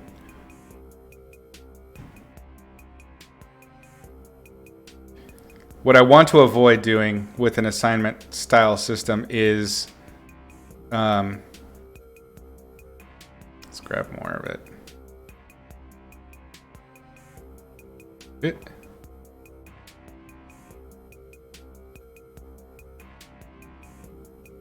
What I want to avoid would be like having to show how it's done. Instead, actually just giving you like a challenge and working from there. Thanks for the follow, Equalart. Could I give you an example of an assignment? I mean, we could make them up together. Really, they tend to be and should be kind of arbitrary, because it's more about flexing and practicing your skill set rather than satisfying anything specific. So maybe assignments could be They could be more tailor made, maybe character designs, maybe specific kinds of illustrations, challenging lighting, specific kinds of practice. But we would make them up on the spot. Basically, the thing that I need to do with Patreon and the student tiers is lessen the amount of prep work. That's always been the thing that's difficult for me with teaching is all the time that goes into prep work. So if we could make it more interactive time and discussion time, that would make it work for me so then I could do it during these hours that we're working together on Twitch. Of course, hours complicates things pretty significantly. So I don't know if you can always do 3 hours or 2 hours or whatever, depending on your time zones.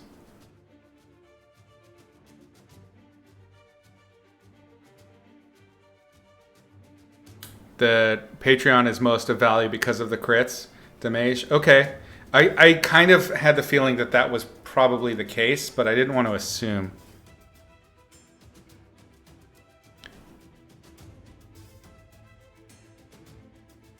Two hours on Thursdays. Okay. So then the next question would be like, if that's shared time, would you still feel like you got value out of it?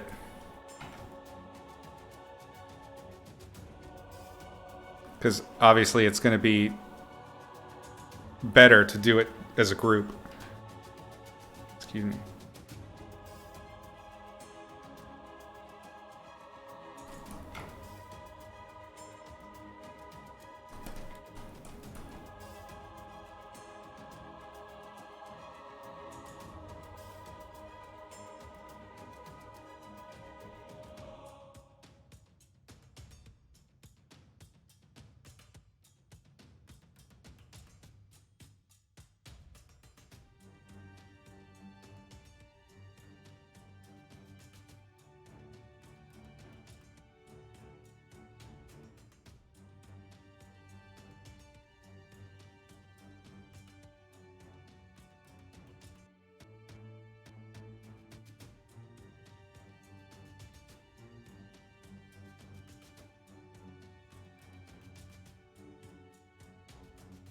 Do what during the session? Yeah, share progress. Do the start of it, share it, and then get critiques at different stages. Help. Basically, it'll be very self-directed.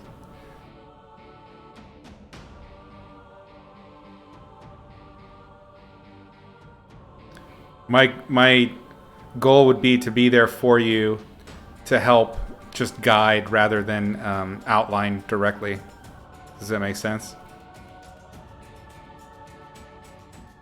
Basically, being an art director for you.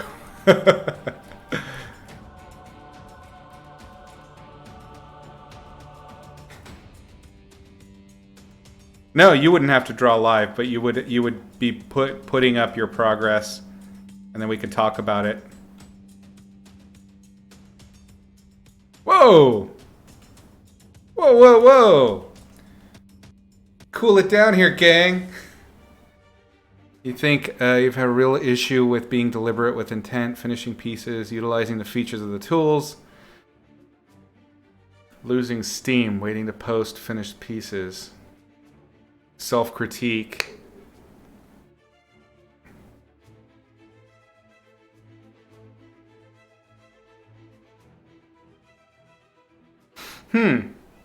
There's a thought. I think, yeah, definitely mentorship could be used on multiple levels, but it would be, I think, yeah, I don't want to, certainly we're not throwing out the baby with the bathwater. The lessons that are already done will always be of value. So it can kind of work like that.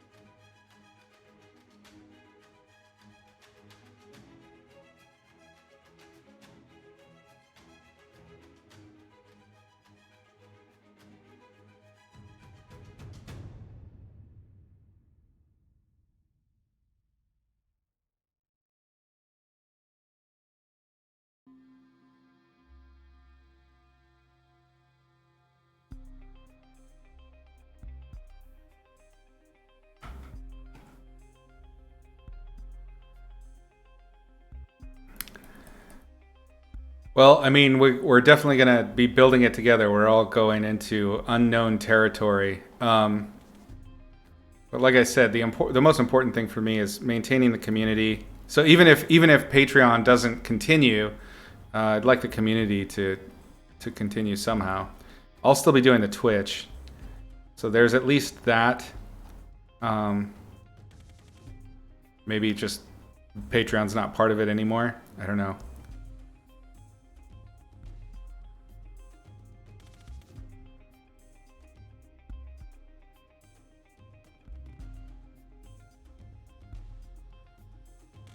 Sorry, guys. I'm listening to synthwave, which means I just want to paint retro cyberpunk shit right now. Y'all haven't seen me paint much of that kind of stuff.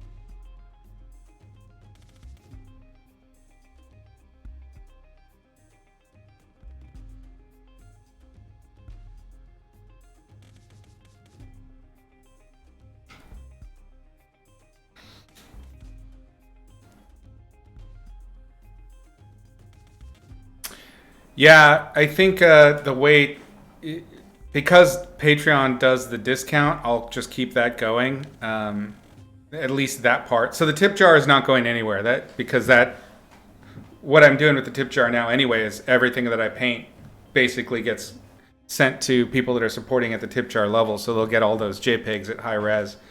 And then of course they get the discount for any of the Gumroad videos. So that's definitely not going anywhere. That part. Right now, what I'm trying to really figure out and try to suss out with you guys is where to take the lessons, because the lessons are the thing that I can't really justify doing right now, or at least doing them at the rate that I'm doing them at. I like doing them and I think that they're valuable. It's just doing a monthly is not working for me right now for the rate.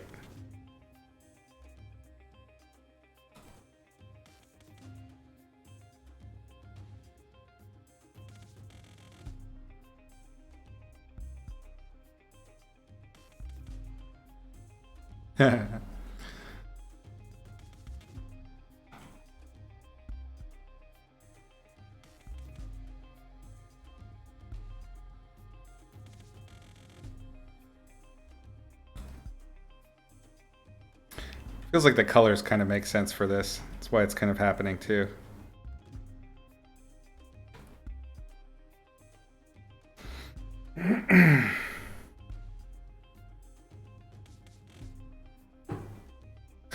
Cybercova. Oh man, I'm terrified at the thought of a neurotic, obsessive compulsive cyberhound. That's a nightmare waiting to happen. Actually, that's a whole horror movie waiting to happen. Yeah, once every few months might be the way to go.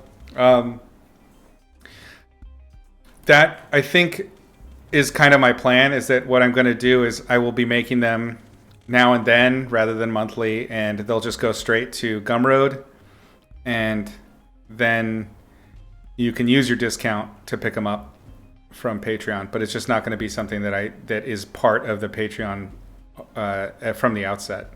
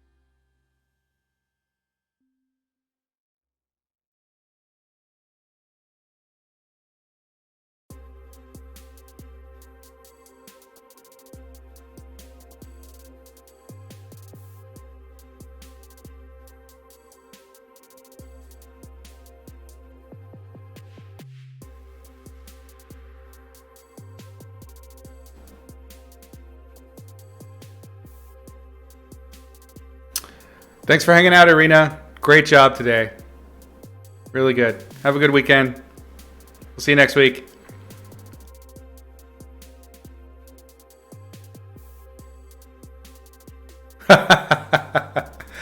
Oh, it's not a fluke. Let's keep at it.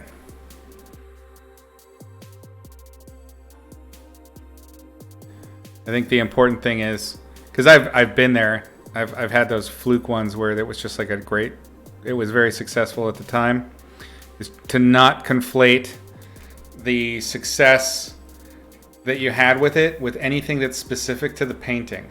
That's a very tempting thing that I've seen happen a lot, and I've done it myself. So then, make sure that it's not just painting an elf or just painting a character sitting in the woods. Keep pushing yourself, and I think you'll keep finding successes. It was a great painting. Vatra, welcome. Big Liggins, how you doing? Welcome. Glad to see you all here.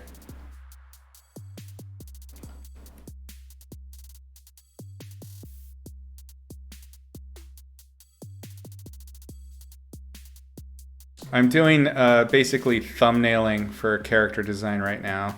This is something that I would do if I got a character assignment. I would spend some time doing basically like maybe 5 of these, 3 to 5 of these, kind of just exploring different ideas. Usually what will happen is one will influence another one.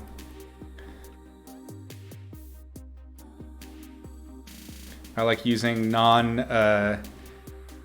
chunky brushes that force value variation. This one is actually probably not ideal for what I'm doing right here, because it's letting me be a little bit more dependent on the value control of the pressure sensitivity.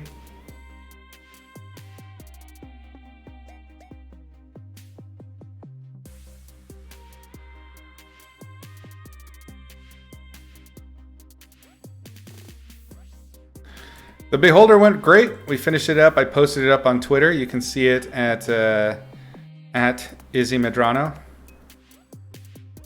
I think it's probably pretty far down now. I've been posting quite a bit.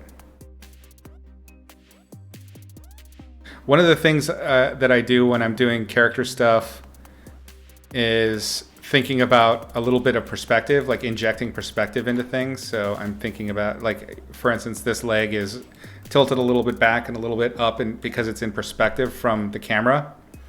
So my camera is like basically maybe here or here right now, which means that I need to think about how the different ellipses that are created by these different shapes need to follow that perspective. They need to follow that baseline of a horizon line up here. The horizon line is up there. You're always thinking about doing your shapes in descent as they descend in perspective. If you're not doing that with your designs, or even as you're painting, if you're not focusing, or at least always in the back of your mind aware of that horizon line, you will find that you're going to have limbs and different aspects of the painting, trees or vehicles, buildings, whatever, will stop following the perspective and will start breaking. It's very common.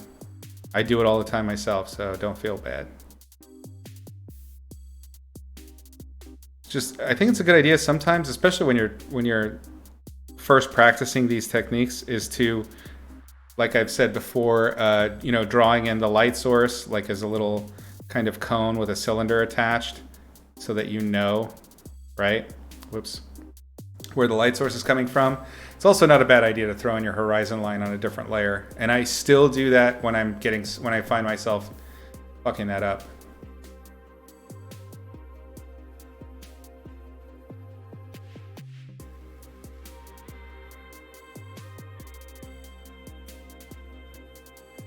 I don't want to get too detailed in here because it's still just, cool, sketchy times. So let's see if that inspired anything.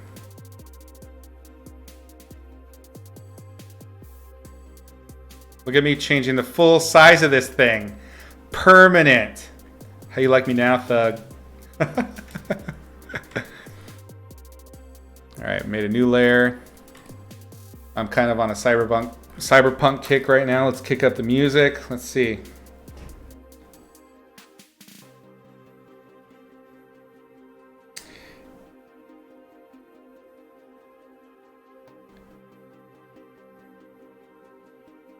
Eagle-Eyed Tiger. That's a great band name.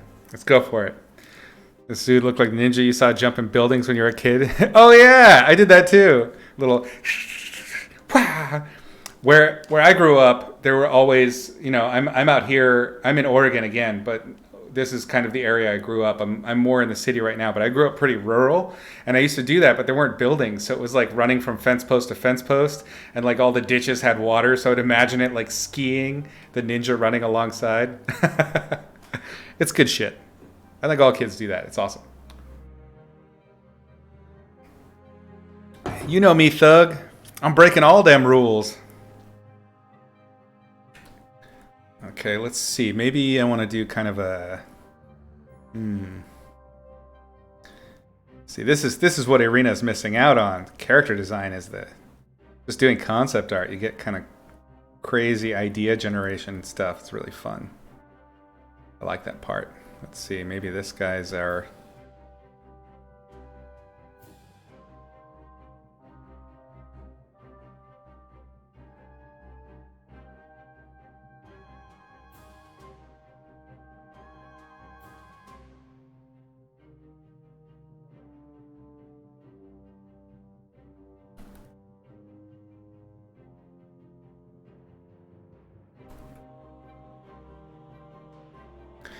I kind of miss doing regular character design. I love painting figures. You know what I hate? Backgrounds. Painting a cityscape? Fuck that noise.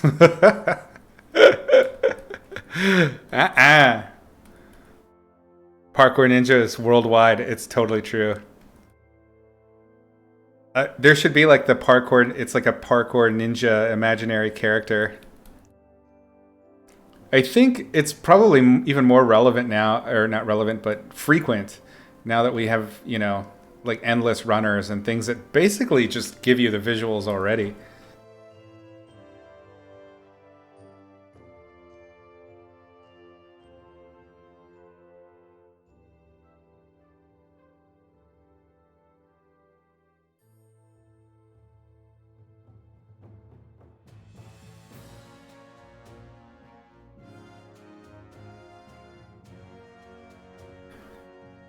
I don't know why, but I see this guy in like those raver pants.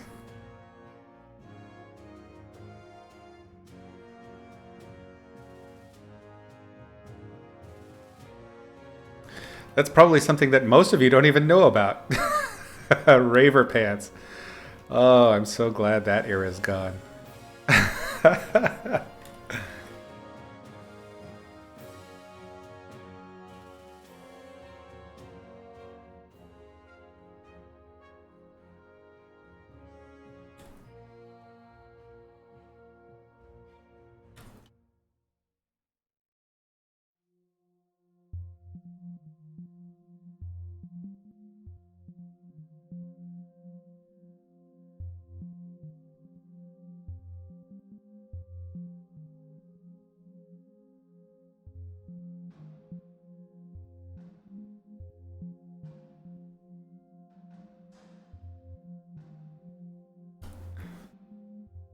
When you were in the rural areas, there were electricity lines. Yeah. Mm-hmm. Totally.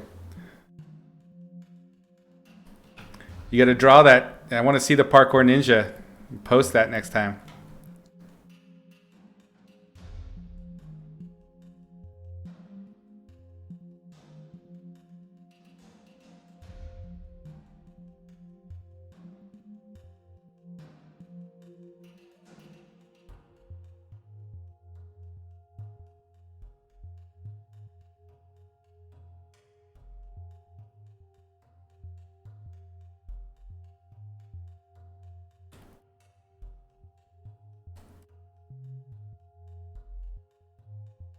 I have faith in you.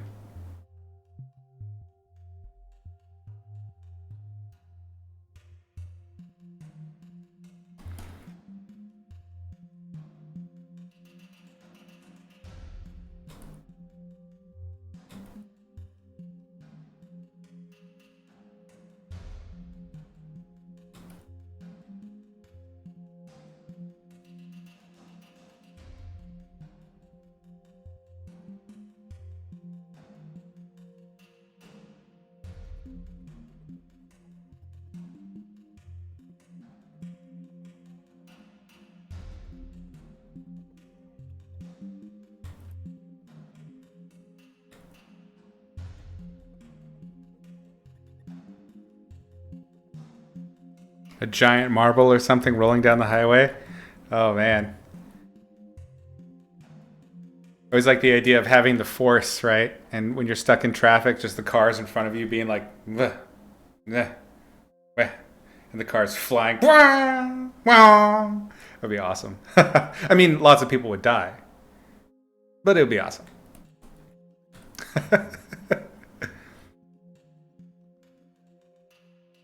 The horrific imaginations of children.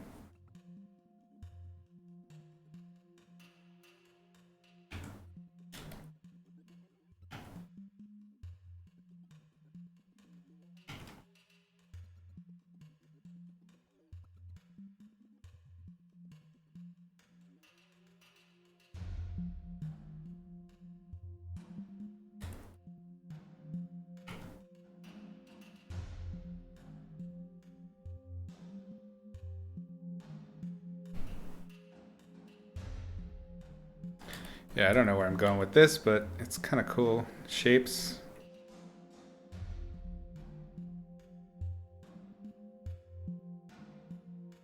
So hopefully you see, okay, with this character, right? The camera that I'm using is a more sort of long lens style camera. There's perspective there. So this is maybe like, I don't know. I'm really bad with the actual photography vernacular, but this is like, you know, your 65 or something like that, or a 60.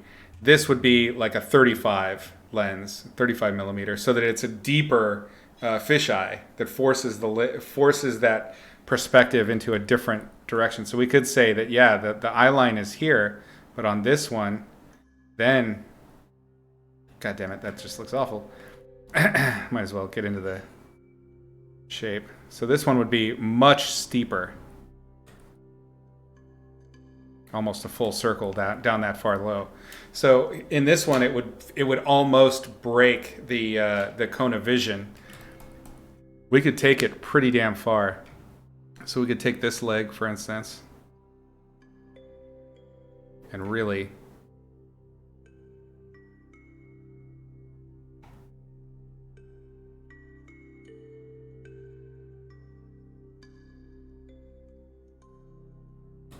You see? Get that massive foreshortening going on.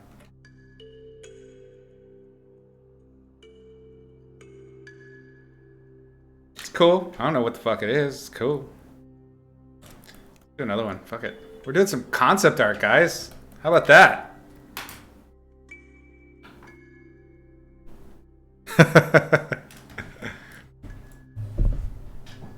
It reminds you of Iron Giant. Really? That's awesome. I loved Iron Giant. That was a great movie. One of the best. Freehand ellipses are the bane of my existence. Believe me, I feel you. I used to be quite good at them, but I also drew them thousands of times a day. That was back when I was doing the dynamic sketching. I was doing dynamic sketching. That was back before Pete started the class. We both learned from the same teacher, and we both had to do exercises and perfect our ellipses. These are god awful. I used to be able to do them pretty well, but I also drew them hundreds and hundreds and hundreds of times a day. I even have like some of my old sketchbooks. When I'd be on the phone chatting or something like that, I would do it. Let me see. This one probably has some, because it's something I still do on occasion. Yeah. See if there's any of decent size.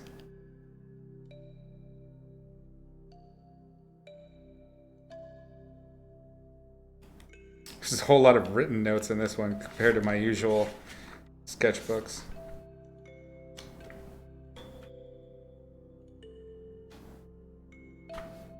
Well, here's a little one. I lost it. Come back here, you. Oh, okay, yeah. So I would just make these weird machines. I don't know if you can kind of see that here. So I just make using like ellipses and things like that, and I would draw straight lines and shit like that, and it would just be little kind of studies, and I would do it mindlessly because you need to. It's muscle memory. There's so much just muscle memory that goes into it.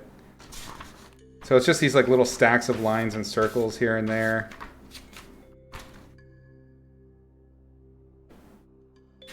It's good. It's good training though. You get better at it. Yeah, this book doesn't have a whole bunch of those, but I have some sketchbooks where that's almost the entire book. It's just little circles and lines, circles and lines. But yeah, that's that dynamic sketching system. It really helps. All right, let's see. What kind of character do I want to make next?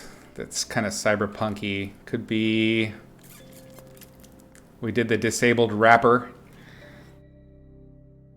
We did a cyber samurai. Could do kind of a Decker character. Let's do this. These extreme kind of fisheye silhouettes are pretty conducive to cyberpunk look. Let's see, and Decker would be like. I always liked the Decker concept that came in Snow Crash, which was less about kind of being a guitar player with a computer keyboard, and it was more about being literally a guy that just walks around with his fucking computer, like multiple computers on him. I love the gargoyle. Well, it's cyberpunk. Everybody's a murderous, messy villain. Even the protagonists. Gotta have that. Them goggles. Let's see. Oversized backpack with power supply.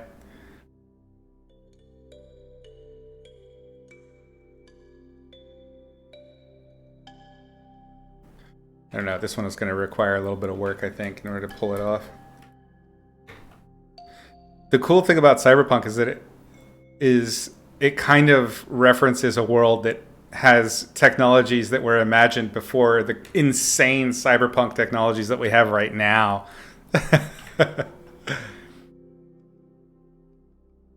Like this shit. That's insane. I don't think it gets enough credit, you know? All right. Let's see. No. You know what I've been looking at lately? I'm kind of trying to talk myself into buying a one wheel. But one of the alternatives to the one wheel is this very strange device called an electric unicycle. I don't know if you guys have ever seen anybody riding around them, but they're just kooky dukes. They're so funny. They look like robot people. Might as well lean into it with our Decker.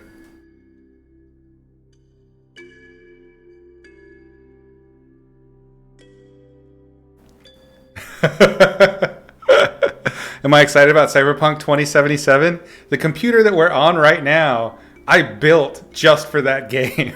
I am so excited for it. That was one of my favorite games when I was a kid. I used to play the shit out of Cyberpunk. I love Cyberpunk. I grew up on it. I played a hell of a lot of Shadowrun, Cyberpunk, GURPS Cyberpunk. I love it. So the whole genre just is great. And I loved the books. I've read everything, just about.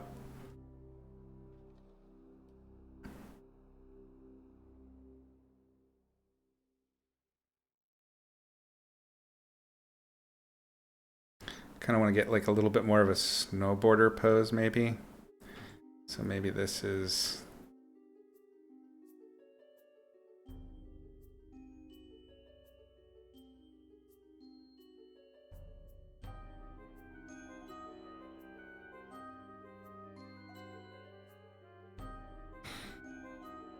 I don't know. It's a little bit less animation-y than the other ones. So I'm going to push this to the side as kind of like the root of the idea, but now we need to kind of match the style I've established.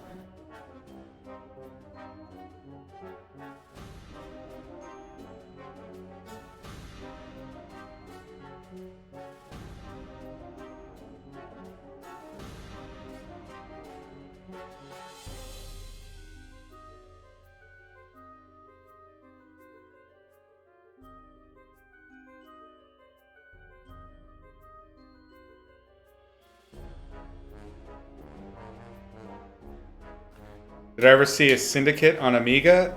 If that's the same Syndicate that they made later on Apple, and it was like a top-down sort of cyberpunk, I don't know, action game, kind of like it was a lot like the original GTA way back. I played that Syndicate. It was always on somebody else's computer though. I didn't have my own. See. I think I want a little bit less of that kind of casual cool guy pose with this guy. So he's going to be more of a kind of a slouchy nerd kind of.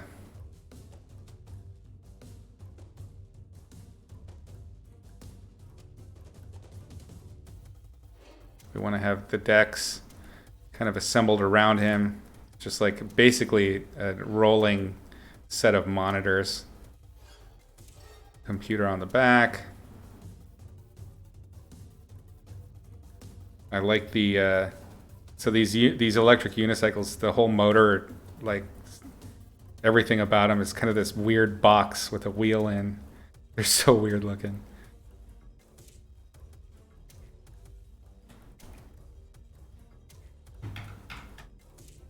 We can get rid of this guy. He's no longer serving any purpose.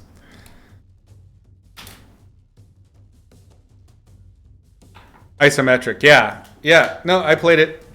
And you had like crowd control abilities and weird shit that you could do. That was totally a cyberpunk game. I loved it. I barely got to play. I only got to watch people play mostly. But it was really cool.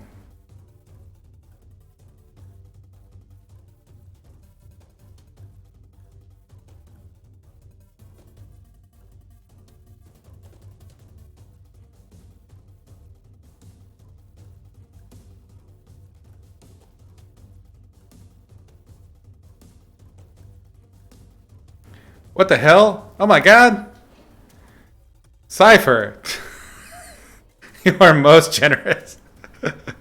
Oh my god. Thanks. Everybody be sure to thank Cypher. That is so kind.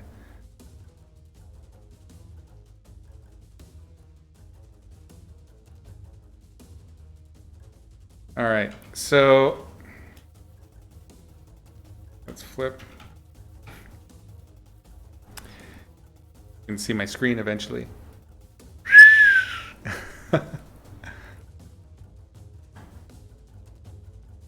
So kind. Are we still live? I'm actually looking now at my stream. That's kind of spooky. It's frozen actually on Irina's painting. I'm wondering if that's just an error. You all can see me, of course, right? I don't know, am I on? This is a nightmare. Everything's falling apart.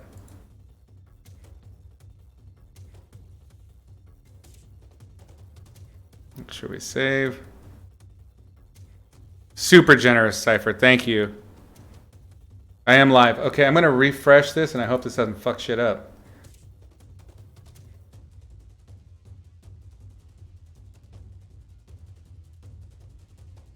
Yay, okay, we're good. We're still good. Don't know what happened there. Ignore me. My my stream manager just fucking freaked the hell out. Last time this millennia. It's so kind.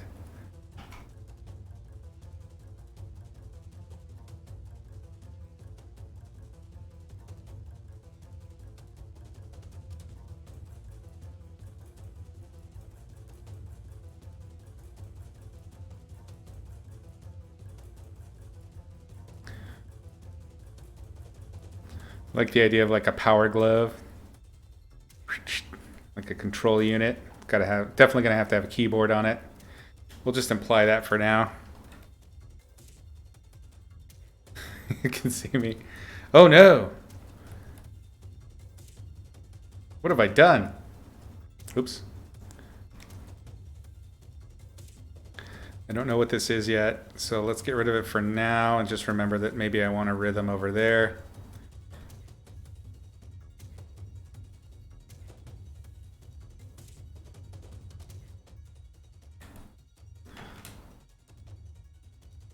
What if instead of like a unicycle, what if this is more like almost like a tank tread or something like that? That'd be might be kind of cool. Like a thin tank tread. Like that. I don't know. Maybe it's too much.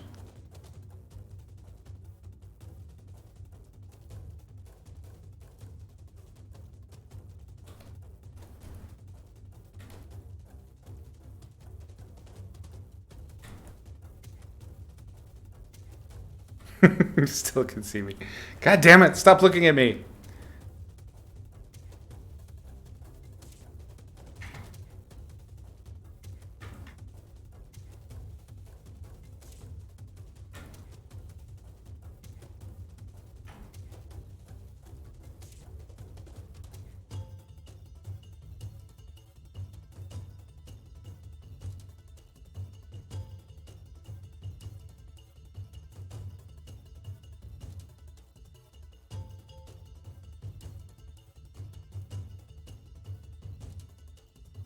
Yeah, this one's definitely tougher.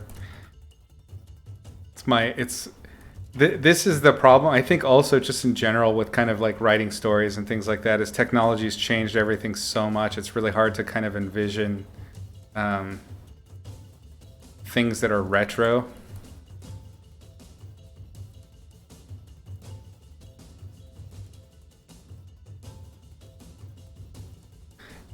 Thug, did you ever see Turbo Kid? Jason the Wheeled Warriors, nice. It's definitely got the Wheelers thing. I've been looking at a lot of Return to Oz lately.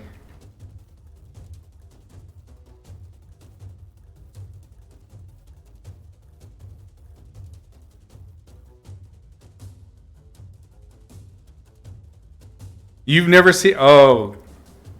Watch Turbo Kid. It's awesome. I fucking love that movie. It's a low budge, like 80s post-apocalyptic, 80s style. Actually, I think it's only done like a couple years ago, but it's an 80s style post-apocalyptic kind of. I don't know. It's just like a love letter to weird 80s movies. It's really good. Characters are great. The writing's fun. It's got Michael Ironside in it. I mean, he's basically doing the whole thing in a wheelchair, but it's great. Yeah, if it was in 2015, I don't know. It wasn't very long ago that they made it or released it. It's really good. It's like it's stupid, but in all the most wonderful, earnest, and endearing ways. I love the shit out of it. I adore that movie. Action Dan, thanks for the follow, my man. My man, Action Dan. Let's see. Maybe.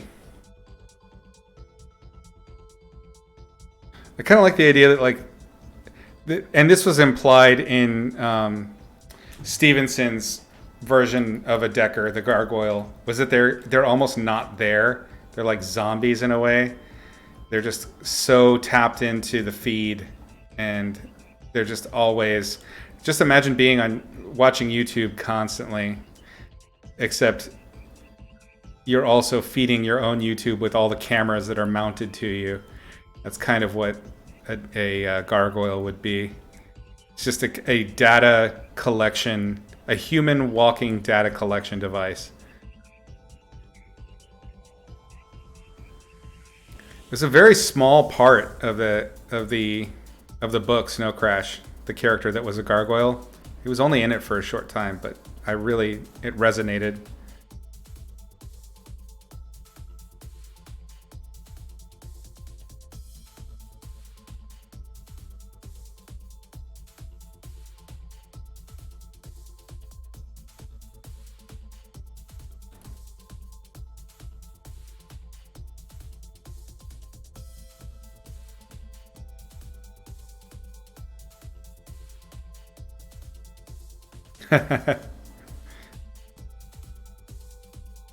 Wikipedia mods? What? Oh, right. Yes. No, I got it. Yeah, you're right.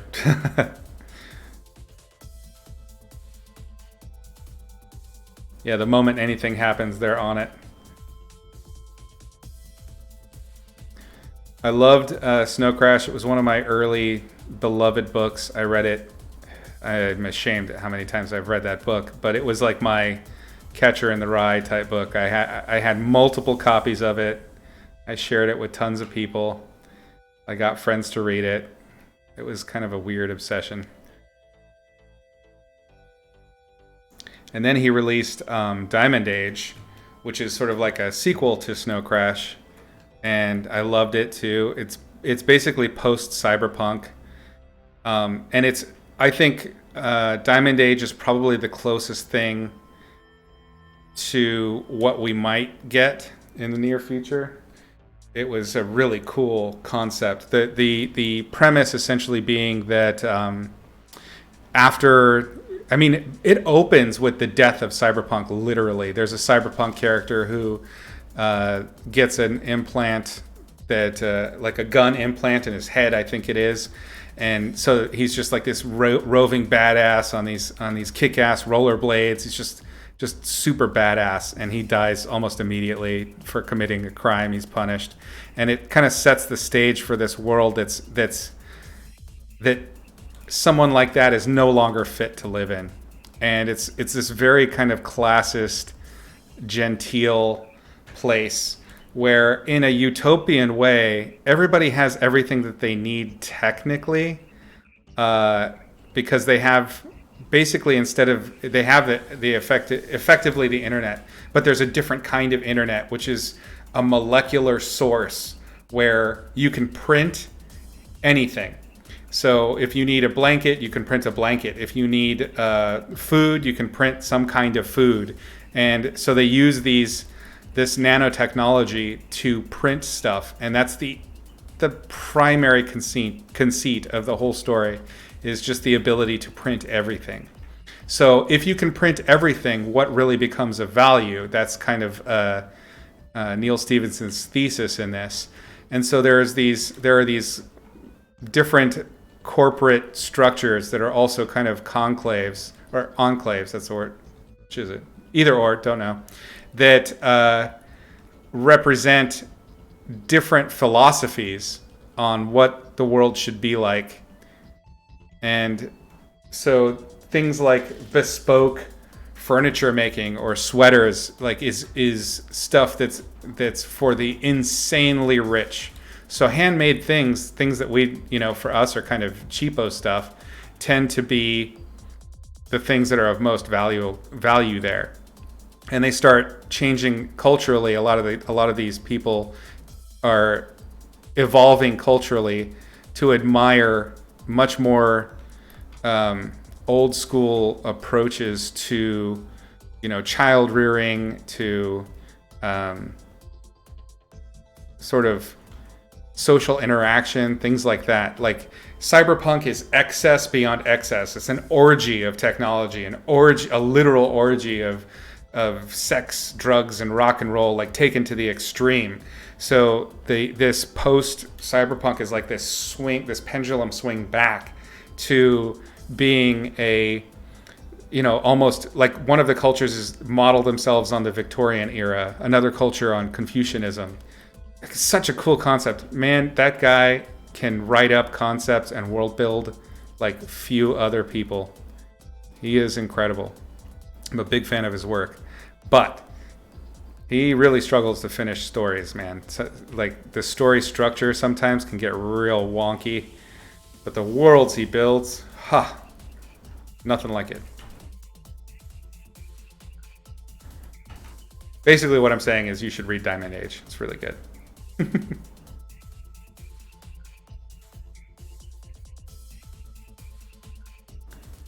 I like doing these kinds of thumbnails, which are like all about, you know, indication rather than rendering, because you can get so much out of a silhouette and a little flurries of shape and little punchy bits. You can imply so much.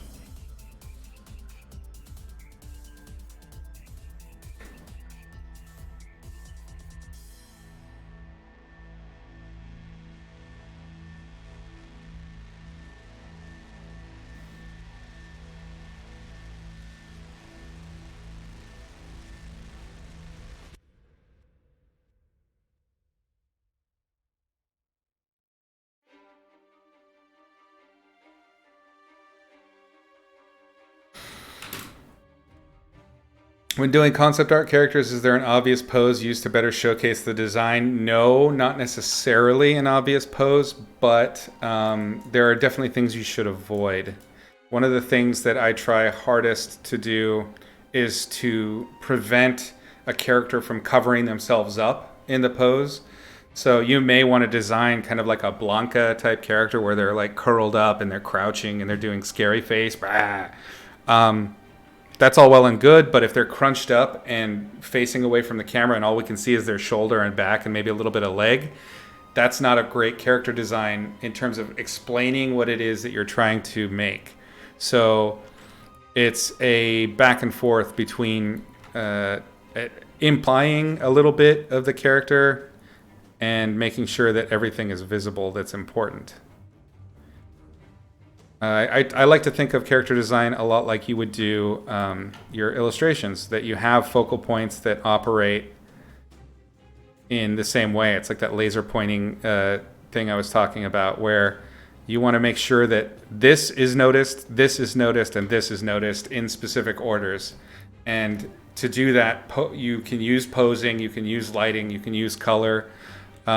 But you can't be dependent on those things, because usually when you're doing character design, it's for something that's going to show the character in a variety of angles. TV, movies, video games, etc.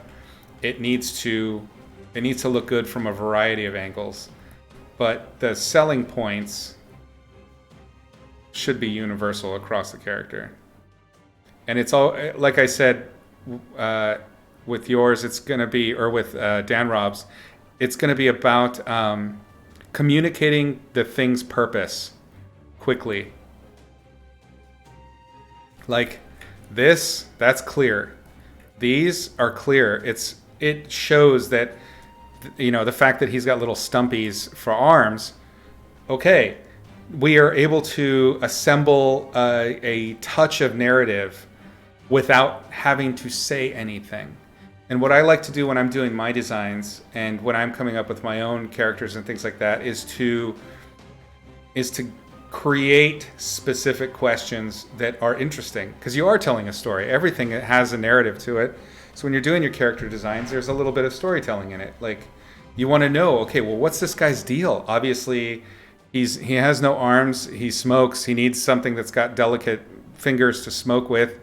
Who is he? Why is he like this? These kinds of questions are good, but asking like, what is the world? What is this person? What is their essential job? What is their essential attitude? Those are questions that definitely need to be considered in the design.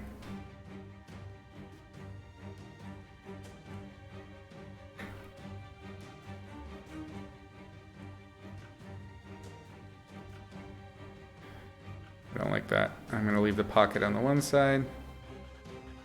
Maybe there's, you know, little dangly bits here. The zipper.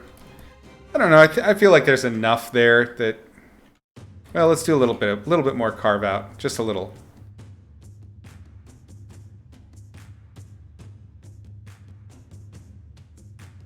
I don't think that these are very clear that they're computers. or screens, so I don't know. We might need to see one that's like straight on to camera.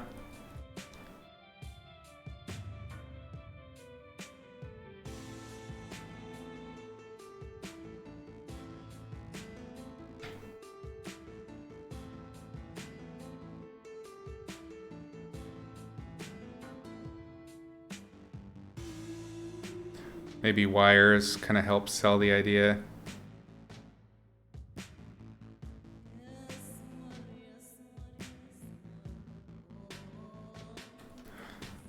Maybe he's carrying a big battery pack.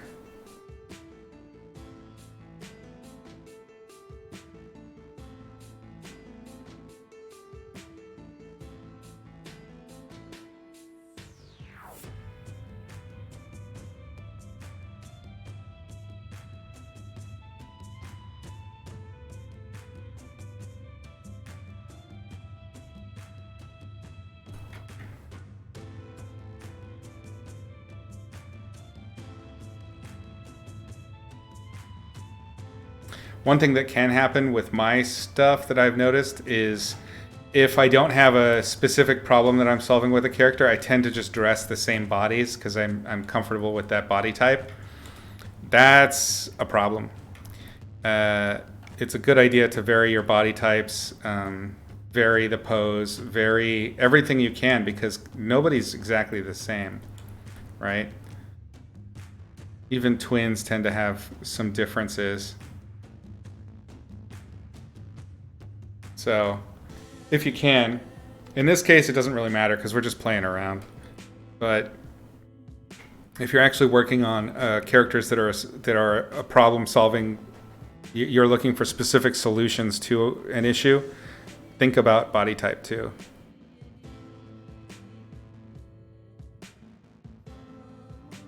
How's he turning with only one track?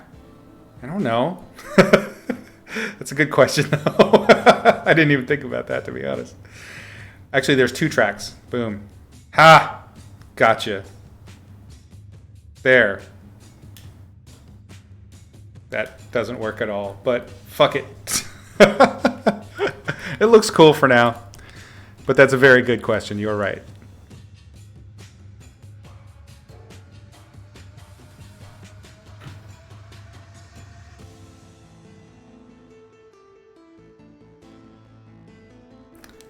Screw your physics. Okay. All right. Well, there's a few characters. Maybe we'll take one to finish next time or something like that. But I think we got some fun stuff going on there. Certainly, you are welcome to think about things you all would be interested in seeing on the Patreon. Let me know your thoughts. I'm super down to hear them. It's a cyber track that cyber turns. See, that's some good bullshitting. That's how it's done. No, don't do that. That doesn't work.